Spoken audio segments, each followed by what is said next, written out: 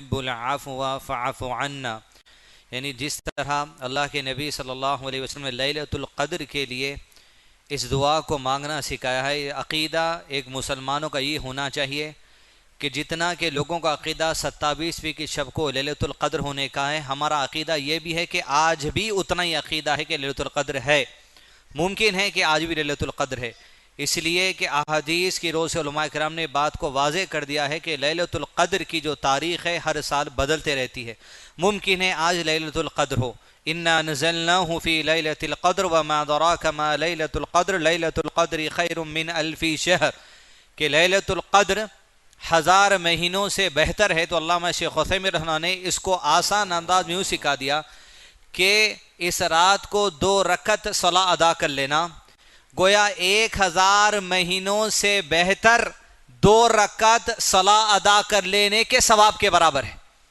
ایک مرتبہ سبحان اللہ کہہ لینا، ایک مرتبہ گناہوں کی مغفرت مان لینا، اتنے بڑے اجر و ثواب کا باعث ہے۔ یہ عقیدے کے ساتھ اب لیلۃ القدر گزاری، ممکن ہم لیلۃ القدر میں ہیں۔ دوسرا ایک مسکنسپشن کئی لوگوں میں عام طور پہ واٹس ایپ وغیرہ پہ بات پھیلائی جا رہی ہے کہ بھئی تاخراتوں میں مساجد میں درس کیوں رکھا جا رہا ہے۔ ان لوگوں کو واضح طور پہ بات جان لینا چاہیے کہ کبار علماء کرام نے بات واضح کر دی، رات کا جو ہم عبادت میں گزارتے، ایک نوافل صلاح کے ذریعے، دوسرا آپ قرآن پڑھتے ہیں تو عبادت ہے، تیسرا آپ قرآن کے علاوہ حدیث پڑھتے ہیں تو بھی عبادت ہے، چوتھا آپ قرآن کسی سے سیکھتے ہیں تو بھی عبادت ہے، پانچواں آپ حدیث کسی سے سیکھتے ہیں تو بھی عبادت ہے۔ تو یہاں ہم جو بیٹھے ہیں وہ قرآن اور سنت کی بات سیکھنے کے لیے بیٹھے ہیں، قسم اللہ کی یہ بھی رات کا وقت عبادت میں ہی گزارنا ہے، اس لیے کہ اللہ کے نبی صلی اللہ علیہ وسلم نے ارشاد فرمایا جب کبھی اللہ کے خاص کچھ فرشتے ہوتے ہیں، وہ ان کا کام ہے زمین پر پھرنا، وہ زمین پر پھرتے رہتے ہیں یہ ڈھونڈنے کے لیے کہ اللہ کے ذکر کی محفلیں کہاں پر سجی ہیں۔ ذکر سے مراد یہ نہیں کہ لائٹ بند کر کے آپ ہو بول لیتے بیٹھ رہے ہیں، وہ نہیں، ذکر سے مراد وہ چیز کہ اللہ کی یاد جس محفل میں کی جاتی ہے، اللہ کا دین جہاں سیکھا جاتا ہے۔ تو کیا میرا عقیدہ تو ہے کہ اس محفل کو ابھی اس وقت وہ فرشتے گھیر چکے ہیں جہاں اللہ عز و جل کا ذکر کیا جاتا ہے، پھر کہا وہ فرشتے جب محفل ختم ہوتی ہے تو آسمان میں رب کے پاس پہنچتے ہیں، جبکہ رب کو اس بات کا وعدہ علم ہوتا ہے، اللہ عز و جل پوچھتا ہے جب تم میرے بندوں سے پلٹ کر آئے اس محفل سے تو میرے بندے کیا کر رہے تھے؟ فرشتے جواب دیں گے یا ربی وہ تیرے ذکر میں تھے، تیرے دین سیکھنے میں تھے، تیری عبادتوں میں تھے، قرآن کی تلاوت میں تھے، دین سیکھنے سکھانے میں تھے۔ اللہ عز و جل ارشاد فرمائے گا تم تمام گواہ رہنا، میں نے ان تمام بندوں کا ذکر جو تم نے کیا ہے ان تمام کے گناہوں کو معاف فرما دیا ہے۔ پھر ایک فرشتہ اٹھ کر کہے گا یا ربی وہ جو محفل میں بیٹھے تھے لوگ تیرا ذکر کرنے کے لیے، حدیث قدسی ہے جس میں ایک بندے کا حال یہ تھا وہ تیرے دین کی محفل میں بیٹھنے کی نیت سے نہیں آیا تھا، کچھ اپنے ذاتی کام کی وجہ سے اس محفل کے پاس سے گزر رہا تھا، محفل کو دیکھ کر بیٹھ گیا، جیسے پلمبر آئے، پانی والے آئے، لائٹ والے آئے، جنریٹر والے آئے، چلتے چلتے بیٹھ گئے، کہ اللہ عز و جل اس کی نیت تو تیری نیت میں بیٹھنے کے لیے نہیں تھی، گھر سے اس نیت سے نہیں نکلا تھا، اپنے ذاتی کام کے لیے نکلا تھا تو محفل میں بیٹھ گیا تھا۔ اللہ عز و جل ارشاد فرماتا ہے یہ جو میرے ذکر کے بیٹھے ہوئے لوگوں کی صحبت ہے، جو ان کی صحبت اختیار کر لے گا ان کے بھی گناہ بخش دیے جائیں گے، خالی آ کے چلے بھی گیا تو نہیں بخش دیا گیا۔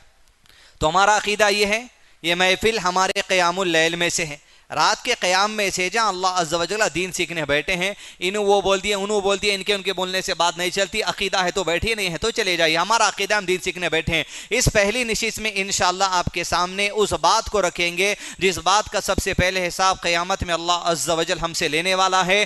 عبادتوں میں سب سے پہلا حساب اللہ سبحانہ وتعالیٰ صلاح کا لینے والا ہے۔ آپ صلی اللہ علیہ وسلم نے ارشاد فرمایا سب سے پہلے اللہ عز و جل صلاح کا حساب لے گا، جس کی صلاح درست ہو گئی اس کے سارے اعمال درست ہو گئے، جس کی صلاح اگر برباد ہو گئی تو دیگر معاملات بھی برباد ہو گئے۔ لیکن نعمتوں میں ایک دوسری حدیث میں نبی صلی اللہ علیہ وسلم نے ارشاد فرمایا نعمتوں میں اللہ عز و جل جو سب سے پہلے حساب لے گا وہ 2 چیزوں کا حساب لے گا۔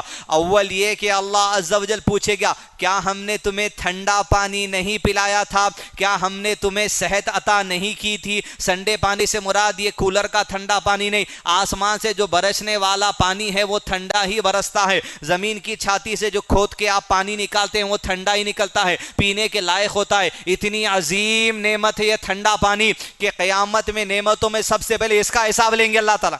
یہ ٹھنڈا پانی ملنے کے باوجود بھی اللہ کی شکر گزاری پہ نہیں آئے، ٹھنڈا پانی ملنے کے باوجود بھی اللہ عز و جل کی عبادت کی طرف نہیں آئے، ٹھنڈا پانی اور صحت ملنے کے باوجود بھی اللہ تعالیٰ کے دین کی طرف نہیں آئے، وہ نعمتوں کو یاد دلا کر عذاب کا آغاز کیا جائے گا، یا وہ نعمتوں کو یاد دلا کر تمہیں احساس دلایا جائے گا کہ اتنی عظیم نعمت جس کا قیامت کے دن جہاں پسینے چھوٹ رہے ہوں گے، بے چینی ہوگی، اس دن تم کو احساس ہوگا کہ صحت اور ٹھنڈا پانی کیا نعمت تھی۔ کاش وہ نعمتیں ملنے پر ساری زندگی کے پریشانیوں کو بھول کے اللہ کی اطاعت میں اگر گزار لیتے تو خیر ہو جاتا تھا۔ تو عظیم نعمتیں، نعمتوں میں سب سے پہلے ان کا حساب، عبادتوں میں سب سے پہلا حساب جو ہوگا وہ الصلاۃ کا ہوگا۔ صلاۃ کے مسائل اور صلاۃ کے فقہ میں مزید آگے بڑھنے سے پہلے ضرورت اس بات کی ہے کہ سب سے پہلے صلاۃ کی اہمیت ہم کو جان لیں۔ موجودہ زمانے کے اعتبار سے ہمارے لیے ہماری نماز چاہے وہ فرض صلاح ہو یا نفل صلاح ہو، صلاح کی دو ہی قسمیں ہیں، ایک فرض صلاح دوسری نفل صلاح۔ آپ جو سنت کہہ کر پڑھتے ہیں یہ بھی نفل صلاح ہی ہوتی ہے۔ سنت اس وجہ سے کہا جاتا ہے کیونکہ یہ اللہ کے نبی صلی اللہ علیہ وسلم پابند تھے اس نفل کی ادائیگی میں، اس لیے وہ نفل پڑھنا اللہ کے نبی صلی اللہ علیہ وسلم کی سنت ہے۔ سنت نام کی کوئی نماز نہیں ہے، فرض صلاح ہے، نفل صلاح ہے۔ نفل کو سنت کا درجہ اس وجہ سے دیا گیا کیونکہ آپ صلی اللہ علیہ وسلم پابندی سے نفل کو ادا کرتے تھے۔ جیسے فجر کی فرض نماز سے پہلے 2 نفل سنت ہے پابندی سے پڑھنا، مغرب کی فرض نماز کے بعد 2 نفل یہ سنت ہے اللہ کے نبی صلی اللہ علیہ وسلم کی پابندی سے ادا کرنا۔ ان کے مسائل میں جاننے سے پہلے حرکت کیا ہوگی، ایکشن کیا ہوگا، اذکار کیا ہوں گے، ارکان کیا ہے، واجبات کیا ہے، سنتیں کیا ہیں، سجدے سہو کب ہوتا، سجدے سہو فائدے کا کب نہیں ہوتا، تمام باتیں دیکھیں گے، لیکن اس سے پہلے چند فضائل نماز کے جاننا ضروری ہے، بالخصوص موجودہ زمانے کے ضمن میں جہاں انتہائی طور پر بے حیائی عام ہو گئی۔ گھروں کے اندر موبائلوں میں جب سے آپ کو جیب آ گیا، اب موبائل استعمال کرنا نہیں کرنا وہ تو آپ کو بتانا نہیں بتانا ہے، وقتیہ طور پہ دیکھا جائے گا، لیکن اس بات کا مجھ کو اور آپ کو اقرار کر لینا پڑے گا، بے حیائی موجودہ معاشرے میں عروج پر آ چکی ہے۔ معمولی آپ اگر اسلامک اپلیکیشن بھی کھولتے تب بول کے کوئی بھی ایک عورت کی فوٹو وہاں پر آ جاتی۔ بے حیائی چھوٹے بچوں میں عام ہو چکی ہے، بے حیائی بڑوں میں عام ہو چکی ہے، نوجوان بچوں میں عام چکی ہے۔ بوڑھے لوگ جو اب تک جن کو جو سو ٹی وی ریڈیو بھول چکے تھے، اب ایسے بوڑھے لوگوں کے ہاتھ میں بھی 4G آ گیا، راتوں میں کیا کیا دیکھ رہے ہیں ان کو بھی بہتر معلوم، اللہ عز و جل بہتر جانے۔ یہ جو بے حیائی اس وقت معاشرے میں انتہائی طور پہ عام ہو چکی ہے، اس بے حیائی کا سب سے پہلا حل صلاح ہے۔ قرآن مجید میں اللہ عز و جل نے ارشاد فرمایا، بسم اللہ الرحمن الرحیم، ان الصلاۃ تنہی عن الفحشاء والمنکر، یقیناً اللہ نے کہہ دیا، اب اس میں کسی کا شک ہو نہیں سکتا، ان الصلاۃ تنہی عن الفحشاء والمنکر، یقیناً نماز بے حیائی اور برے کاموں سے انسان کو روک لیتی ہے، وجود اس کے کہ اس کا پابند ہو جائے۔ نماز کی پابندی، نماز کو فرض سمجھنا، نماز کی طرف اپنا دل لگائے رکھنا، مساجد کی طرف اپنا دل لگائے رکھنا، گھر میں پلٹ کر نوافل کا اہتمام کرنا، مساجد میں فرائض کی طرف دوڑ کر آنا، یقیناً انسان کو بے حیائی سے روک کر رکھے گا۔ وہ آدمی جو نماز کا پابند ہے اور وہ آدمی جو جمعے کو نماز پڑھتا ہے، یا وہ عورت جو جمعے کو نماز پڑھتی ہے، دونوں میں دیکھ لیجیے آپ بے حیائی کا ریشو کدھر زیادہ ہے، ذرا دیکھ لے سکتے نا؟ لوگ بے حیائی نہیں دیکھیں گے لیکن بے حیائی سننے کے عادی ہو گئے۔ موجودہ زمانے کے اندر آپ دیکھیں گے بے حیائی بات کا رجحان بھی زیادہ ہو گیا، یعنی لافٹر چیلنج، یعنی ہنسی مذاق کی باتیں اتنی آ گئی، اتنے سیریلز آ گئے، اتنے ڈرامے آ گئے۔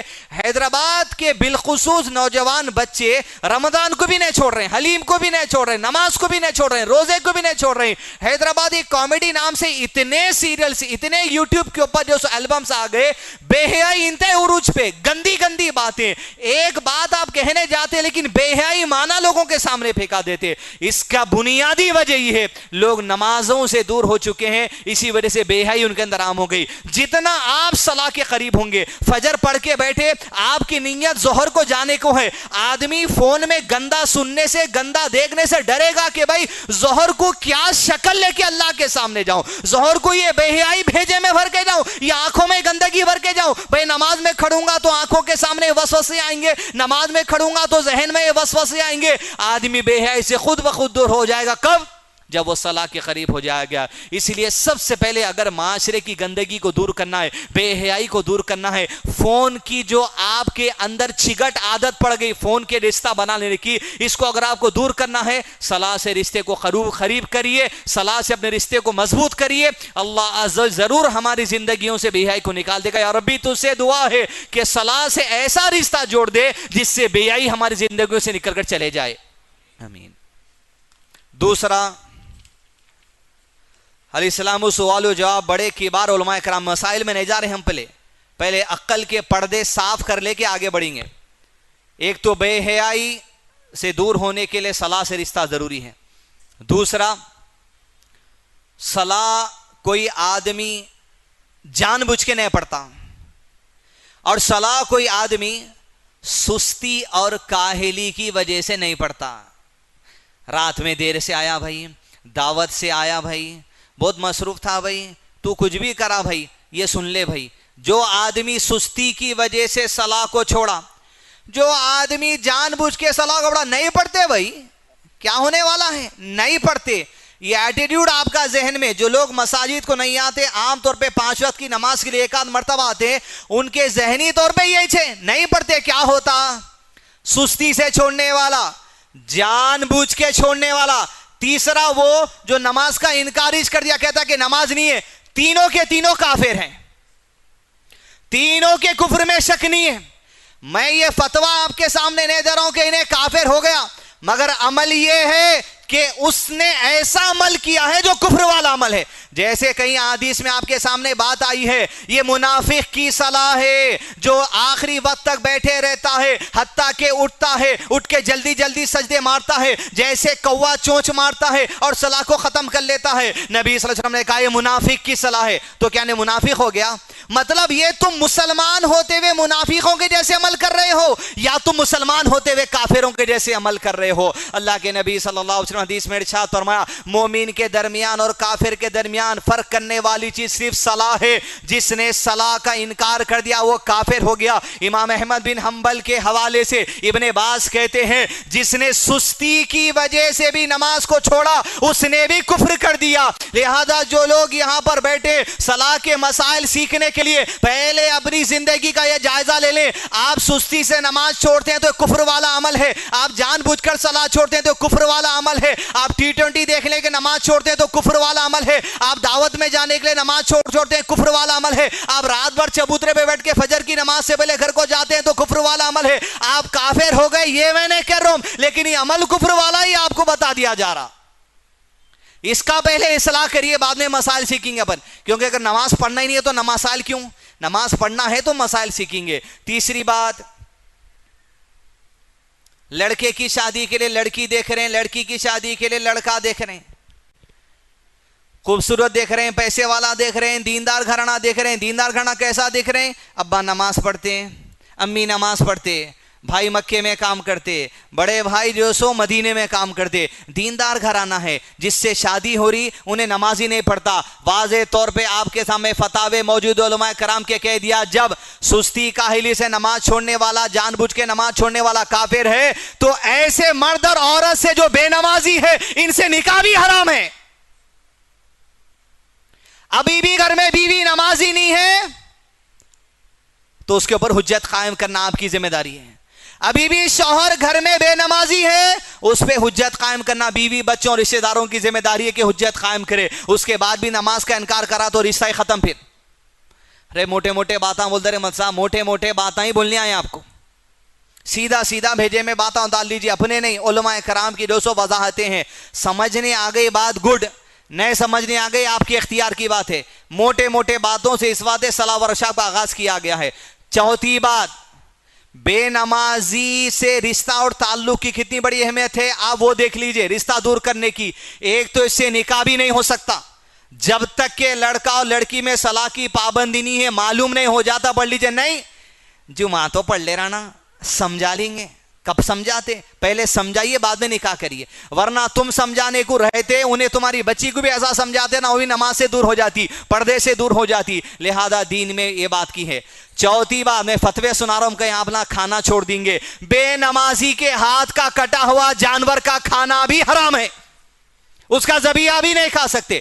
بتا دے رہا ہوں، کھانا مت چھوڑیے، وہ الگ کنڈیشنز آ جاتے، مگر بے نمازی ایک آدمی ہوتا ہے اور کبار علماء کرام اگر اس پر حجت قائم کر دیے، نہ اس کا ذبیحہ کھا سکتے، نہ اسے نکاح ہو سکتا، اس کو کفر کا فتویٰ لگ جاتا۔ ہم میں سے کوئی ویسا ہے کیا؟ پہلے جائزہ لے لیجئے، نہیں ہے تو بسم اللہ۔ آئیے ارکان صلاح کی طرف آگے چلتے ہیں۔ الصلاۃ، عبادتوں میں کئی قسم کی عبادتیں ہیں جو اللہ عز و جل نے انسانوں کو عطا کی ہے۔ قرآن مجید میں اللہ نے ارشاد فرمایا وَمَا خَلَقْتُ الْجِنَّ وَالْإِنسَ إِلَّا لِيَعْبُدُونَ، ہم نے انسان اور جنات کو پیدا کیا تاکہ وہ ہماری عبادت کرے۔ عبادت میں کچھ عبادتیں فرض العین ہیں، کچھ عبادتیں فرض الکفایہ ہیں۔ فرض العین ان عبادتوں کا کہا جائے گا جو ہر مرد اور عورت کے ذات پر فرض ہے۔ رمضان کے روزے ہر ایک پر فرض العین ہے، 5 وقت کی فرض نماز فرض العین ہے۔ صلاۃ الجنازہ، ایک بستی میں کسی کا انتقال ہوا، بستی میں 100 لوگ رہتے ہیں، 100 کے بجائے اگر 10 لوگ بھی آ کر نماز پڑھ لیں تو فرض الکفایہ ہے۔ اگر یہ 10 بھی نماز نہیں پڑھیں گے تو پوری بستی پر نماز نہیں پڑھنے کا گناہ ہونے والا ہے۔ کچھ عمل ایسے ہیں، کچھ عمل فرض العین ہیں۔ صلاح جس کا تذکرہ ہم کریں وہ فرض العین میں شمار ہوتی ہے۔ یہ جو صلاح ہے اس کے بارے میں نئے پڑھنے والے کے بارے میں تو 4 یا 5 موٹی باتیں الحمدللہ آپ کو بتا دی گئی ہیں۔ یہ فرض العین جو صلاح ہے، اب یہ 5 وقت کی جو نماز ہے وہ فرض العین ہے، باقی جو نوافل ہیں وہ فرض العین نہیں ہے۔ آپ پڑھ لیے تو اجر و ثواب ہے، آپ اگر نئے پڑھے تو آپ کو گناہ نہیں ہے، یہ بات ذہن میں رکھ لیجئے۔ اب یہاں پر جو ہم صلاح کی اہمیت اور صلاح کے ارکان بتانے والے ہیں، سب سے پہلے ارکان سے مراد پلرز آف صلاح، یعنی صلاح آپ ادا کر رہے ہوں اور آپ کی صلاح میں 14 چیزیں اگر نہیں ہیں تو آپ کی صلاح قبول نہیں ہوتی۔ دوسری بات یہ، آپ اگر یہ کہہ رہے ہیں 14 چیزوں میں اگر کوئی ایک چیز میری نماز میں چلی گئی تو میں سجدے سہو کر لوں گا، تو جان لیجئے سجدے سہو بھی اس کا کوئی فائدے کا نہیں ہے۔ تیسری یہ چیز، پھر نماز قبول کیسی ہونا؟ یہ 14 میں سے کوئی ایک چیز چھوٹ گئی تو اگر یہ 14 ارکان میں سے کوئی ایک رکن چھوٹ گیا تو پہلے وہ رکن ادا کرنا، اس کے بعد سجدے سہو کرنا، تب آپ کی نماز مکمل ہوتی۔ اور یہ جو فتاوی ایکسپلینیشن ہے علماء کرام کے، یہ فرد صلاح کے لیے ہے۔ اس کے علاوہ چوتھی اہم بات یہ، جو 14 رکن آپ کے سامنے پیش کی جا رہے ہیں، کبار علماء کے قریب 14 رکن ہے صلاح کے۔ ہو سکتا کسی عالم صاحب کے قریب یا علماء کی ایک کمیٹی کے قریب 14 رکن نہیں ہو سکتے، 12 رکن ہو سکتے، لیکن احتیاطی طور پہ جو علماء کرام نے 14 رکن کو اللہ کے نبی صلی اللہ علیہ وسلم کی نمازوں سے باندھا ہے وہ آپ کو بتا دیا جا رہا ہے۔ اس میں سے کسی کو اختلاف ہو سکتا ہوگا تو اختلاف کا میرا معاملہ نہیں ہے، علماء کرام کی شرح آپ کے سامنے رکھ دی جا رہی ہے۔ علماء میں علمی طور پہ کسی معاملے میں اختلاف ہو سکتا ہے، لیکن احتیاط کا جہاں تک قریب معاملہ ہونا چاہیے اس حد تک جا کے ہمیں عمل کر لینا چاہیے تاکہ کسی بھی قسم کا جو سو ہمارے عمل میں جھولنا باقی رہ جائے۔ تیسری اہم بات، صلاح کے یہ جو 14 ارکان ہیں یہ مرد کے لیے بھی وہی ہیں، عورتوں کے لیے بھی وہی ہیں۔ اول چیز، سب سے پہلا جو مسئلہ آپ کے سامنے بیان کیا جائے گا وہ یہ کہ مرد اور عورت دونوں کی صلاح میں کوئی فرق نہیں ہے۔ دلیل اس بات کی الادب المفرد امام بخاری حدیث نمبر 156۔ امام بخاری جس طرح صحیح بخاری کتاب میں احادیث کو جمع کیا، ان کی ایک کتاب ہے الادب للمفرد امام بخاری، اس میں بھی احادیث کو جمع کیا ہے۔ اس میں حدیث نمبر 156، نبی صلی اللہ علیہ وسلم کے پاس کچھ صحابہ کرام دیہات سے آئے دین اسلام کی تعلیم حاصل کرنے کے لیے، اور 20 راتوں تک مسجد نبی میں رکے رہے۔ فجر کی صلاح کے بعد، عصر کی صلاح کے بعد جب بھی اللہ کے نبی صلی اللہ علیہ وسلم کو موقع ملتا انہوں دین اسلام کی تعلیم دیتے۔ اس کے علاوہ یہ بات بھی کہ صحابہ کرام جو دین میں آگے تھے وہ بھی اللہ کے نبی صلی اللہ علیہ وسلم کے صحابہ کرام جو دین سیکھنے آتے تھے انہیں بھی دین سکھاتے تھے۔ 20 راتیں یہ لوگ اللہ کے نبی صلی اللہ علیہ وسلم کے پاس تھے، اور آپ صلی اللہ علیہ وسلم نے انہیں 20 دن کے بعد پوچھا کہ کتنے دن ہو گئے، انہوں نے کہا 20 دن ہو گئے۔ پھر آپ صلی اللہ علیہ وسلم نے پوچھا گھر میں کس کو چھوڑ کر آئے؟ انہوں نے کہا عورتیں ہیں ہماری اور بچے وغیرہ ہیں۔ کیا کہا؟ عورتیں ہیں ہماری اور بچے ہیں ہمارے۔ آپ صلی اللہ علیہ وسلم نے فرمایا 20 دن اب زیادہ ہو چکے، اب گھروں کو پلٹ جاؤ۔ اور جس طرح 20 دن مجھے نماز پڑھتے دیکھے ہو اسی طرح اپنے گھر والوں کو بھی نماز کا طریقہ سکھا دینا۔ مطلب یہ کہ آپ صلی اللہ علیہ وسلم نے حکم دے دیا میری نماز کا طریقہ مردوں کے لیے بھی ویسا ہے اور آپ صلی اللہ علیہ وسلم کی نماز کا طریقہ عورتوں کے لیے بھی ویسا ہے، کسی میں کچھ اختلاف نہیں ہو سکتا۔ یہ کہہ دینا کہ عورت بیٹھ کے پڑھنا، یہ کہہ دینا کہ عورت زمین کو چپک کے پڑھنا، یہ کہہ دینا کہ عورت کبھی بھی ٹھہر کے نہیں پڑھنا، یہ کہہ دینا کہ عورت سینے پہ ہاتھ باندھ کے پڑھنا، یہ تمام باتیں غلط ہیں۔ مرد اور عورت کی صلاح میں کسی بھی قسم کا فرق نہیں ہے، صرف ایک ہی بات یہ ہے کہ عورتوں کے لیے حیض کے دنوں میں صلاح کو معاف کر دیا گیا ہے، مرد کے لیے کسی بھی دنوں میں جو سو صلاح معاف نہیں ہے۔ یہ بنیادی فرق ہے، اس کے علاوہ صلاح کے حرکت میں، صلاح کے اذکار میں کسی بھی قسم کا فرق مرد اور عورتوں کے اندر نہیں ہے۔ دلیل کیا ہے؟ جو آپ کو کتاب انشاءاللہ آپ یہ ورکشاپ ہونے کے بعد یہاں باہر سے لے سکتے، اس میں آپ کو تمام دلائل الحمدللہ جو سو موجود ہیں۔ اول سب سے پہلے جو صلاح کا معاملہ ہے، رکن 14 رکن ہم پڑھنے والے ہیں، یہ فرض صلاح کے لیے ہیں۔ اس میں نفل صلاح کے لیے بھی کئی چیزیں آ جاتی ہیں، لیکن نفل صلاح کے لیے 14 ارکان میں سے کچھ رکن کے لیے گنجائش ہے، وقتاً فوقتاً ہم بتا دیں گے۔ توجہ اس بات کو دیجئے کہ 14 میں سے کوئی بھی چیز چھوٹنے نہ پائے۔ 14 میں ہم اکثر چیزیں پڑھتے ہیں، اب یہ ذہن میں رکھ دیں 14 یاد کیسے ہوگا؟ آپ کرتے یہ 14 چیزیں، مگر واضح رہنا کہ کبھی بھول رہے ہیں تو نماز نہیں ہو سکتی۔ پھر اگر بھول گئے تو کیا کر؟ بھول گئے تو پہلے یہ رکن ادا کرنا، اس کے بعد سجدے سہو کرنا۔ بھائی نماز کے اندر ادا کرنا، نماز کے بعد یا کرنا، وہ آپ کو 14 رکن بتانے کے بعد بتا دیے جائیں گے۔ پھر سجدے سہو کیسا ہوتا انشاءاللہ وہ بھی بات بتانے کی کوشش کریں گے۔ سب سے پہلا رکن صلاح کا جو ہے وہ صلاح کو ٹھہر کر پڑھنا چاہیے۔ کیسے پڑھنا چاہیے؟ مرد ہو کے عورت، صلاح کے ارکان میں سے پہلا رکن یہ ہے کہ صلاح کو کھڑے ہو کر ہم پڑھیں گے، بیٹھ کر نہیں پڑھیں گے۔ بالخصوص ہمارے وہ بزرگ بھائی اور بزرگ بہنیں مائیں جو اندر ہیں، ان سے گزارش ہے کہ آپ مسجد میں اگر پیدل چل کر آتے ہیں، نفل کے لیے آپ بیٹھی الگ بات ہے، لیکن آپ پیدل چل کر آتے ہیں، آپ بازاروں کو پیدل جاتے ہیں، آپ گاڑی چلاتے ہوئے آتے ہیں، ہرگز بھی آپ بیٹھ کے نماز نہیں پڑھ سکتے۔ فرض صحت مند آدمی پوری طاقت رکھتے ہوئے کھڑے ہونے کی اگر بیٹھتا ہے تو اس کی نماز قبول نہیں ہوتی۔ دوسری بات یہ، اگر آدمی بیٹھ کر نماز پڑھنا چاہتے اس کی کسی چیز کی مجبوری ہے بیٹھنے کے لیے، وہ کرسی پر نہیں بیٹھ سکتا، اس لیے کہ آپ صلی اللہ علیہ وسلم نے اپنی زندگی میں 17 نمازیں بیٹھ کر ادا کی تھی، ابو بکر صدیق کے بعد، اور آپ صلی اللہ علیہ وسلم زمین پر بیٹھ کر صلاح پڑھتے تھے، جبکہ کرسی آپ صلی اللہ علیہ وسلم کے زمانے میں موجود تھی، چکلا تخت وغیرہ اللہ کے نبی صلی اللہ علیہ وسلم کے زمانے میں موجود تھا۔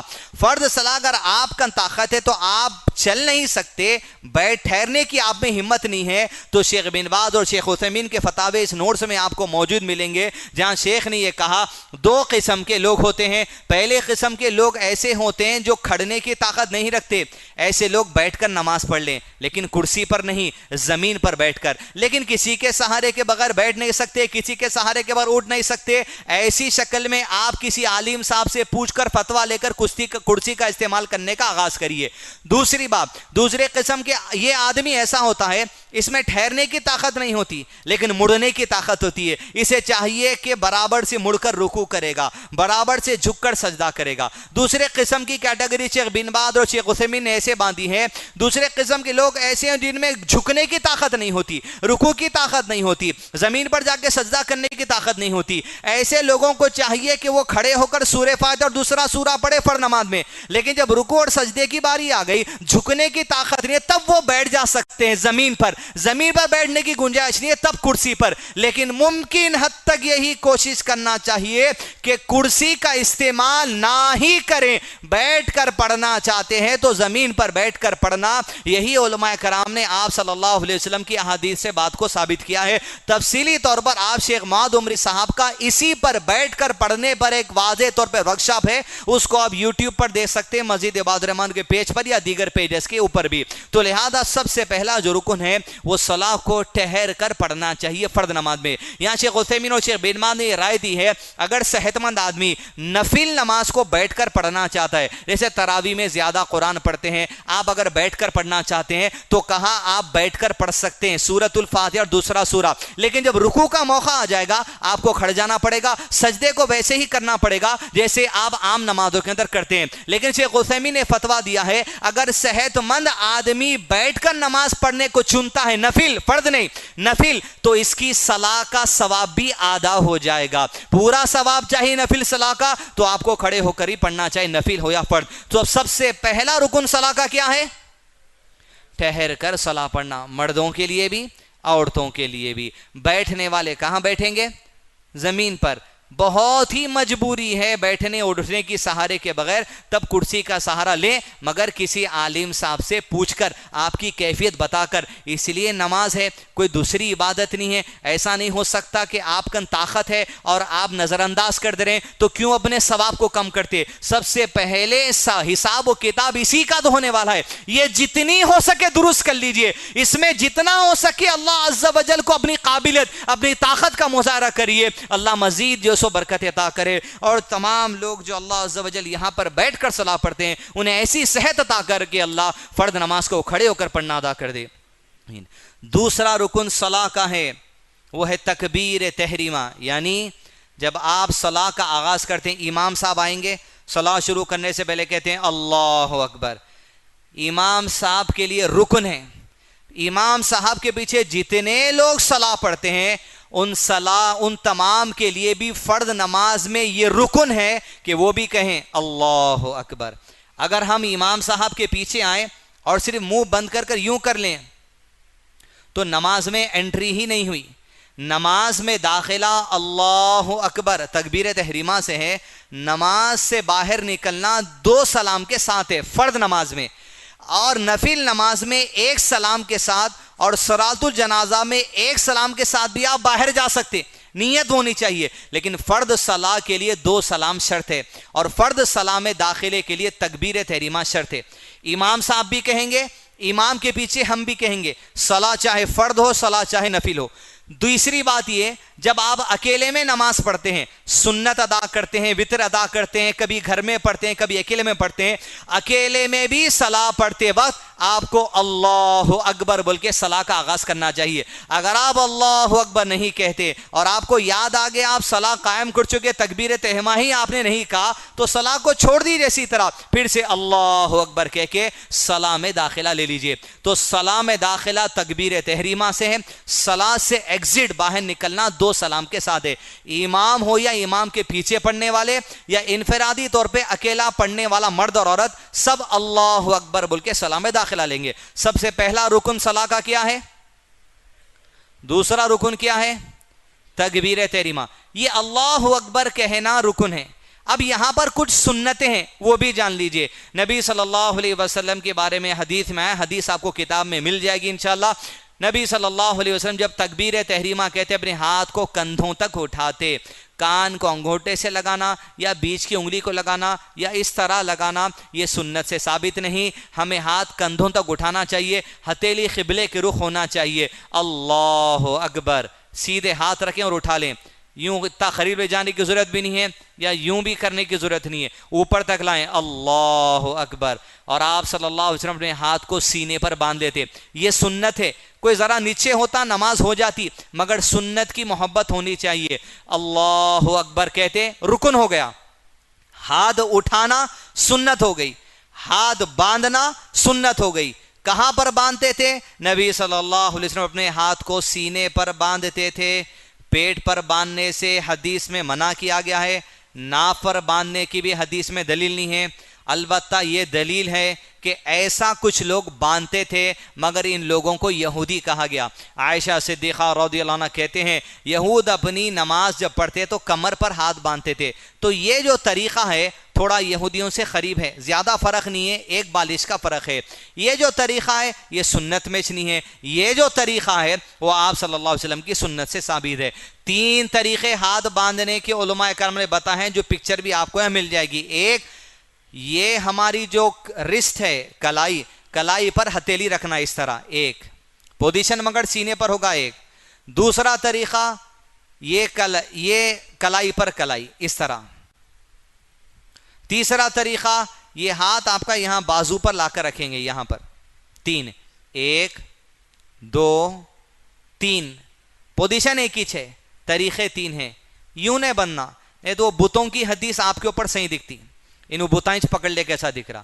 بعض لوگ یوں باندھ دے رہے ہیں، بعض یوں باندھ دے رہے ہیں، خاص اپنے کبھی صومالی بھائی وغیرہ آتے یوں باندھ لیتے, یا کوئی ہاتھ ہی چھوڑ دے رہا, ہاتھ چھوڑنا بھی سنت نہیں ہے, یوں باندھنا بھی سنت نہیں ہے, یوں باندھنا بھی سنت نہیں ہے, یوں باندھنا بھی سنت نہیں ہے, یہ باندھنا سنت ہے. نہیں کوئی یہاں باندھ دے رہا, اس کے پیچھے نماز ہی نہیں ہوتی, صبح ہوتی, اس کی نماز ہو رہی, کیوں نہیں ہوتی تمہاری نماز؟ ہاں اگر انہیں سنت سے نفرت کر رہا, نہیں ہے سینے پہ ہاتھ, میں مانتا ہی نہیں, میرے امام جو طریقہ بتا دیے وہی طریقے پہ میں چلنے والا ہوں, تب تو اس کو سنت سے نفرت ہے. سنت سے نفرت کرنے والا کفر میں ہے. ادنا بھی سنت سے نفرت نہیں ہو سکتی, ہاتھ باندھنے کا طریقہ کیوں نہ ہو. علمی اختلاف ہے, علماء کی کچھ رائے ہے, ائمہ کی کچھ رائے ہے, اس پر آپ عمل کریں الگ بات, لیکن سنت سے نفرت علامہ شیخ عثیمین رحمہ اللہ نے کہا کہ کفر ہے. پہلا رکن ٹھہر کر صلاح پڑھنا, دوسرا رکن تکبیر تحریمہ اللہ اکبر, ہاتھ باندھنے کے 3 طریقے, پوزیشن چھاتی کے اوپر سنت ہے. تیسرا صلاح کا جو رکن ہے وہ ہر رکعت میں, کس میں؟ ہر نماز میں نہیں, ہر نماز کی ہر رکعت میں سورۃ الفاتحہ کی تلاوت کرنا صلاح کا تیسرا رکن ہے. تعوذ اور تسمیہ پڑھنا, سورۃ الفاتحہ پڑھنا. امام صاحب کے پیچھے 5 نمازوں کے پیچھے آپ 5 نمازوں کی پوری رکعتوں میں سورۃ الفاتحہ پڑھنا ہے. آپ آئے اور رکوع میں مل گئے, آپ کی رکعت ہو گئی, سمجھ رہے ہیں آپ. ایک دلیل ہے حدیث میں کہ ایک صحابی اور انہیں رکوع مل گیا اور ان کی رکعت شمار کر لی گئی. اس حدیث کو غلط انداز میں پیش کیا جاتا ہے ایسے, یہ حدیث پیش کر کے یہ بات بتائی جا رہی ہے کہ سورہ فاتحہ پڑھنا ضروری نہیں ہے, جبکہ دلیل یہ نہیں ہے حدیث میں. یہ حدیث میں دلیل ہے, مثال کے طور پہ اگر تراویح چل رہی ہے, یہاں پر امام صاحب سورہ فاتحہ پڑھا دیے, دوسرا سورہ پڑھ دیے, جیسے امام صاحب رکوع میں جاتے, کچھ اپنے بھائیاں پیچھے سے اٹھ کے آتے, اللہ اکبر کے رکوع میں چلے آتے, ان کی نماز نہیں ہوتی. کیوں؟ جان بوجھ کے سورہ فاتحہ چھوڑے.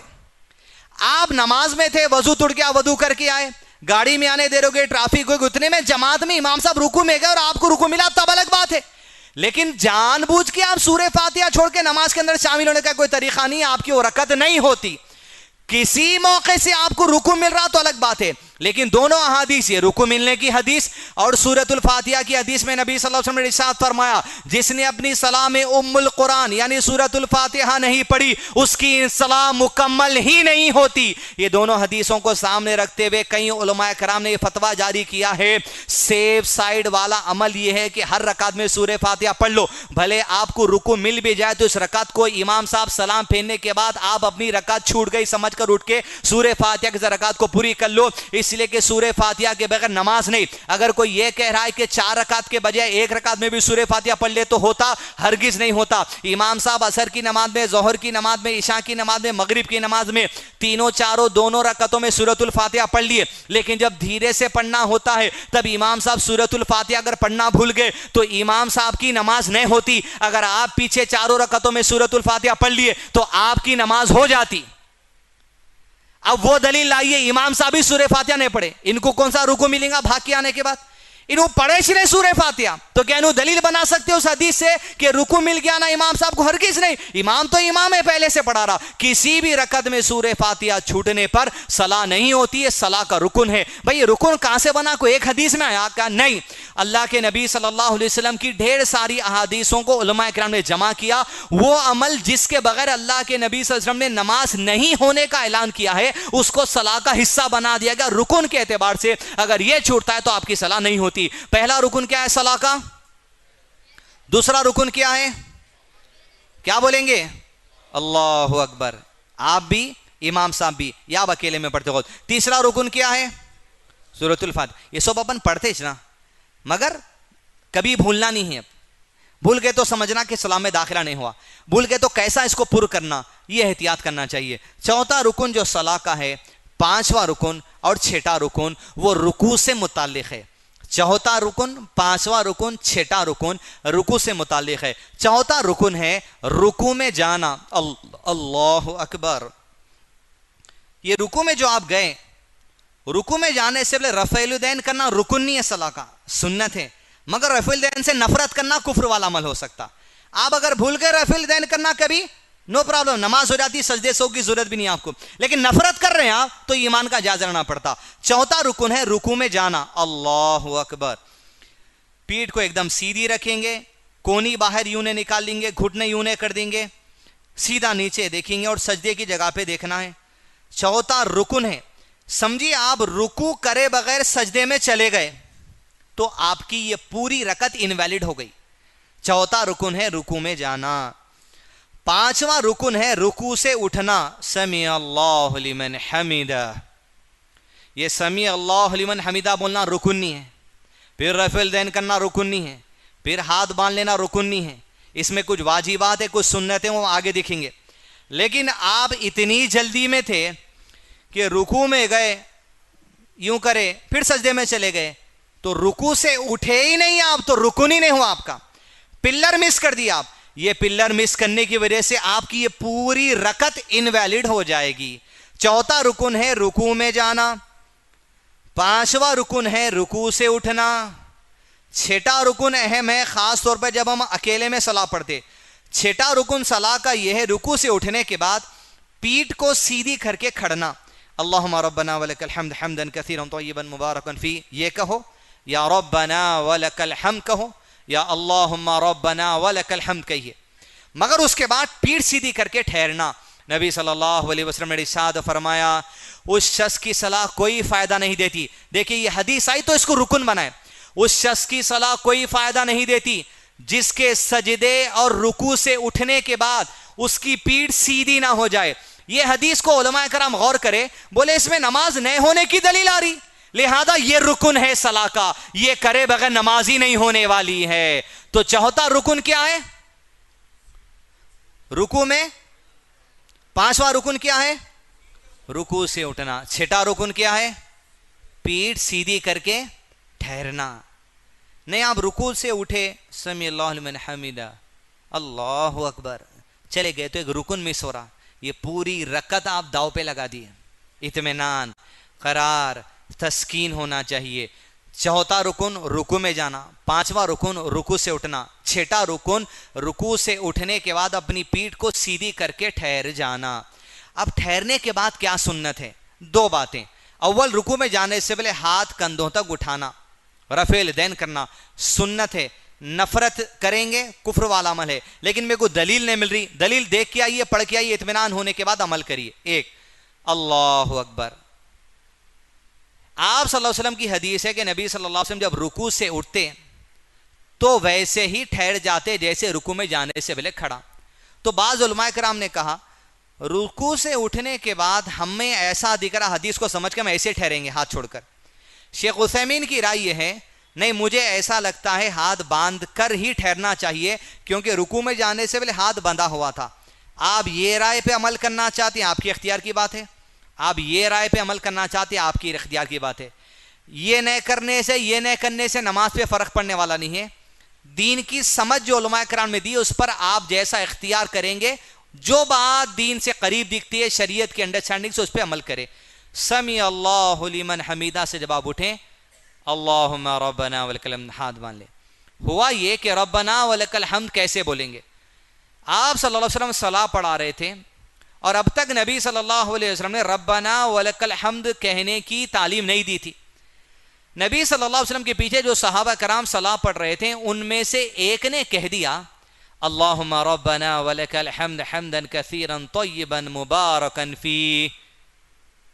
سلام پھیرنے کے بعد جب نماز ختم ہوئی اللہ کے نبی صلی اللہ علیہ وسلم پلٹے, پلٹ کے پوچھا کون ہے تم میں سے جس نے یہ کلمہ پڑھا ہے؟ پہلی دلیل ربنا ولک الحمد تھوڑا اونچی آواز میں پڑھنا چاہیے, حتیٰ کہ امام تک آواز آ گئی تھی صحابی کے, تبھی تو اللہ کے نبی صلی اللہ علیہ وسلم نے پوچھا کس نے کہا. تھوڑی اونچی آواز میں کہنا چاہیے لیکن آمین کی اتنی اونچی آواز میں نہیں. تھوڑی سی آواز کو بلند کرے, اس لیے کہ اگر پہلی صف میں بھی صحابی نماز پڑھ رہے تھے تو اللہ کے نبی صلی اللہ علیہ وسلم کو تو آواز آ گئی تھی, مطلب آواز تھوڑی اونچی ہونا چاہیے ربنا ولک الحمد کہتے وقت. وہ صحابی نے کہا اللہ کے نبی صلی اللہ علیہ وسلم میں نے کہا. دوسری دلیل یہ کہ اب تک صحابہ کرام کو یہ سکھایا نہیں گیا تھا. تیسری دلیل یہ صحابہ کرام کے اس عمل کو دین کا حصہ بنا دیا گیا. یہ اعزاز میں سے صحابہ کرام کے ان کے عمل کو دین کا حصہ بنا دیا گیا. کیسے؟ اسے کہتے ہیں حدیث تقریری. پوچھا اللہ کے نبی صلی اللہ علیہ وسلم نے کیوں کہا تم نے؟ کہا اللہ کے نبی سے میرے دل میں آیا اللہ کی حمد بیان کروں, میں نے کر دیا. اللہ کے نبی صلی اللہ علیہ وسلم نے منع نہیں کیا, شریعت کا حصہ بن گیا. ویلکم.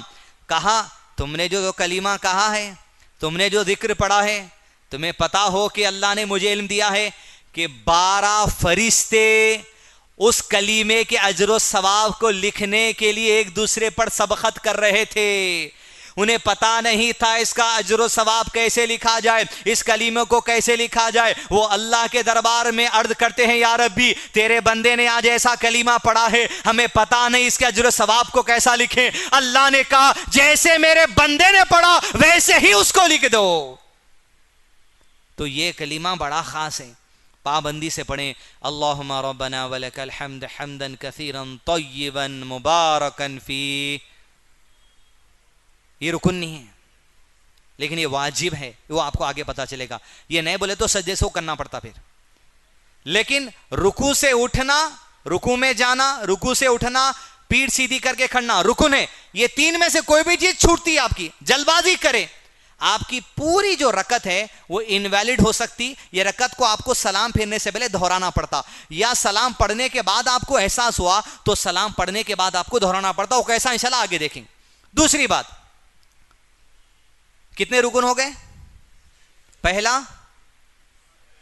دوسرا اللہ اکبر, تیسرا سورۃ الفاتحہ, چوتھا, پانچواں, چھٹا پیٹھ سیدھی کر کے ٹھہرنا. 7, 8, 9واں رکن رکوع سے تعلق رکھنے والا ہے. 7واں رکن سجدے میں جانا. 7واں رکن کیا ہے؟ لیکن سجدے میں جاتے ہو تو پہلے ہاتھ ٹیکنا یا گھٹنے ٹیکنا, اس میں دو رائے علماء کرام کی ہیں. آپ صلی اللہ علیہ وسلم نے حدیث میں فرمایا جس طرح اونٹ بیٹھتا ہے اس طرح سجدے میں بیٹھتے وقت نہ بیٹھو. شیخ البانی رحم اللہ اور شیخ بن باز, شیخ عثیمین, ادھر کی علماء کرام جو ہیں عرب کے علاقے کے, اور ادھر کے جو علماء کرام ہیں, دونوں میں اختلاف ہے. کیسا؟ شیخ بن باز اور شیخ عثیمین کی رائے یہ ہے اونٹ جب بیٹھتا ہے تو سامنے کے 2 پیر ٹکاتا ہے. تو شیخ بن باز اور شیخ عثیمین نے یہ کہا اونٹ کے سامنے کے جو پیر ہیں وہ دراصل میں اس کے ہاتھ ہیں. اسی لیے کبھی ہم بولتے دیکھیے گوشت کی دکان پہ جا کے دست کا گوشت دیو بھائی بول کے, مطلب سامنے کے پیروں کو ہاتھ شمار کیا جاتا جانور کے, دست کا گوشت. شیخ بن باز اور شیخ عثیمین کے قریب یہ ہے کہ اونٹ کے سامنے کے 2 پیر اس کے ہاتھ ہیں. اسی لیے وہ لوگ اور حرم کے جتنے امام ہیں وہ تمام کے تمام اس رائے پر, اس انڈرسٹینڈنگ پر سجدے میں جادو پیر اپنے گھٹنوں کو ٹیکتے. لیکن شیخ البانی کی رائے یہ ہے اونٹ کے سامنے کے جو پیر ہیں وہ اس کے پیر ہی ہیں, لہذا جب ہم سجدے میں جائیں گے پہلے ہاتھ کو ٹیکیں گے. دونوں میں سے جس علماء کرام کی بات آپ کو شریعت کے انڈرسٹینڈنگ کے قریب دکھ رہی ہے اس کو آپ عمل کر سکتے. پہلے ہاتھ ٹیک دینے سے بھی نماز ہو رہی, پہلے گھٹنے ٹیک سے بھی نماز ہو رہی. لیکن آپ سنت کے قریب والے عمل کو اگر جاننا چاہ رہے ہیں آپ کو اجتہاد کرنا پڑے گا علماء کرام کی انڈرسٹینڈنگ پر. دونوں عمل علماء کرام نے بتا دیے. شیخ البانی بھی اونٹ کو بٹھا کے دیکھے, اٹھا کے دیکھے, غور و فکر کرنے کے بعد فتویٰ جاری کرے ہاتھ کو ٹیکیں گے. اہل الحدیث علماء کرام شیخ البانی کی رائے کو ترجیح دے کر پہلے زمین پر ہاتھ ٹیکتے ہیں. تو 7واں رکن کیا ہے؟ نہیں, ہاتھ ٹیکنا نہیں ہے, گھٹنا ٹیکنا نہیں ہے. 7واں رکن کیا ہے؟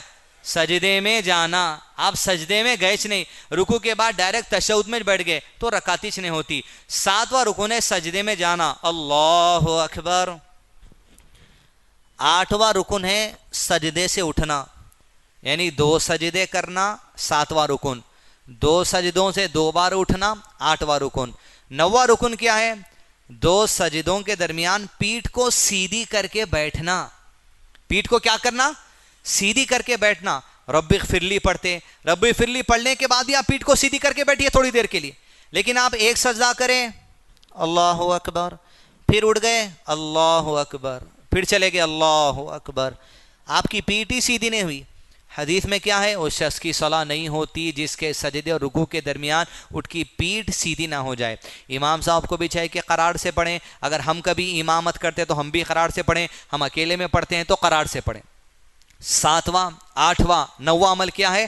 سجدے میں جانا 7, سجدے سے اٹھنا 8, 2 سجدوں کے درمیان پیٹھ کو سیدھی کر کر بیٹھنا 9. یہ امپورٹنٹ چیزیں بنیادی طور پہ یاد رکھیے. اس میں سے اب مثال کے طور پہ یہ ہوا آپ ایک سجدہ کریں اور سمجھ گئے کہ 2 کر لیے اور اگلی رکعت میں اڑ گئے تو آپ کی پہلی رکعت انویلڈ ہو گئی. پھر اب کیسا کرنا؟ اگر آپ کو نماز میں یاد آ گیا تو آپ کی دوسری رکعت آپ کی پہلی رکعت بن جاتی. سلام پھیرنے سے پہلے 2 سجدے سو کر لینا. ایک نہیں سلام پھیرنے کے بعد یاد آیا ایک ہی سجدہ کرا میں، یا کوئی یاد دل ایک ہی سجدہ کرے آپ، وہ سجدے سے وہ کیسا کرنا بعد میں دیکھیں گے۔ 7 8 9 رکن کیا ہے؟ سجدے میں جانا، سجدے سے اٹھنا، پیٹھ کو سیدھی کر کر بیٹھنا۔ 10واں رکن یہ ہے جتنے بھی ارکان ہم ادا کریں، یہ 9 یا اس کے بعد والے تمام ارکان کو اطمینان سے ادا کرنا، یہ 10واں رکن ہے۔ رکو میں جا رہے ہیں آپ زٹ، رکو سے اٹھ رہے ہیں آپ سٹ، 20 منٹ میں 20 رکعت تراویح دے دے دے چل رہا، ایک بھی رکعت نہیں ہوتی۔ سورہ فاتحہ پڑھ رہے ہیں، رکو کر رہے ہیں، رکو سے اٹھ رہے ہیں، پیٹھ سیدھی کر رہے ہیں، سب کر رہے ہیں، مگر ذات کی تکمیل کے لیے رابطوں کے ساتھ چل رہا کام نہیں ہوتا۔ ہر ارکان کی ادائیگی اطمینان سے ہونا، قرار سے ہونا، تسکین سے ہونا۔ صلاح کے رکن باندھا ہے علماء کرام نے، ہر چیز اطمینان سے ہونی چاہیے، جلد بازی نماز میں نہیں ہو سکتی۔ حتیٰ کہ وہ لوگ جو قرآن کو بھی تیز پڑھ رہے ہیں، آپ ایسا مت پڑھیے، کیونکہ قرآن میں آپ سورہ فاتحہ پڑھ رہے ہیں، سورہ فاتحہ رکن ہے، اس کو اطمینان سے پڑھنا یہ رکن ہے، تو بہت قرار اور تسکین سے تمام صلاح کو ادا کرنا چاہیے۔ 11واں رکن ہے آخری تشہد۔ عشاء کی نماز میں کتنے تشہد ہیں؟ پہلے تشہد میں نئے بیٹھ کے آپ تیسری رکعت میں اٹھ گئے، نماز ہو جاتی، خالی سجدے سے وہ کر لینا۔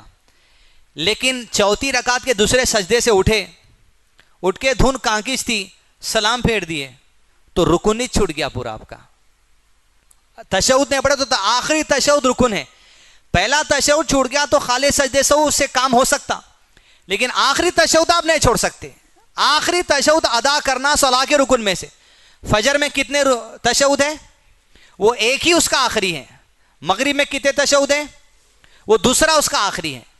بیٹھ کر پڑھنا، اب ایسا نہیں ہو سکتا یہ رکن نہیں ہے نا تو پہلا تشہد آپ پڑھ رہے ہی نہیں کہتے، ایسا بھی نہیں ہو سکتا، واجب ہے، وہ سجدے سے ہوتا۔ کبھی بھول جانے کی صورت میں آپ سجدے سہو کر سکتے، لیکن آخری تشہد بھولنے کی شکل میں آپ کی نماز نہیں ہو سکتی۔ تو 12واں رکن ہے تشہد۔ اب تشہد میں بیٹھنے کے طریقے، اس پہ بیٹھ سکتے اپن بتانے؟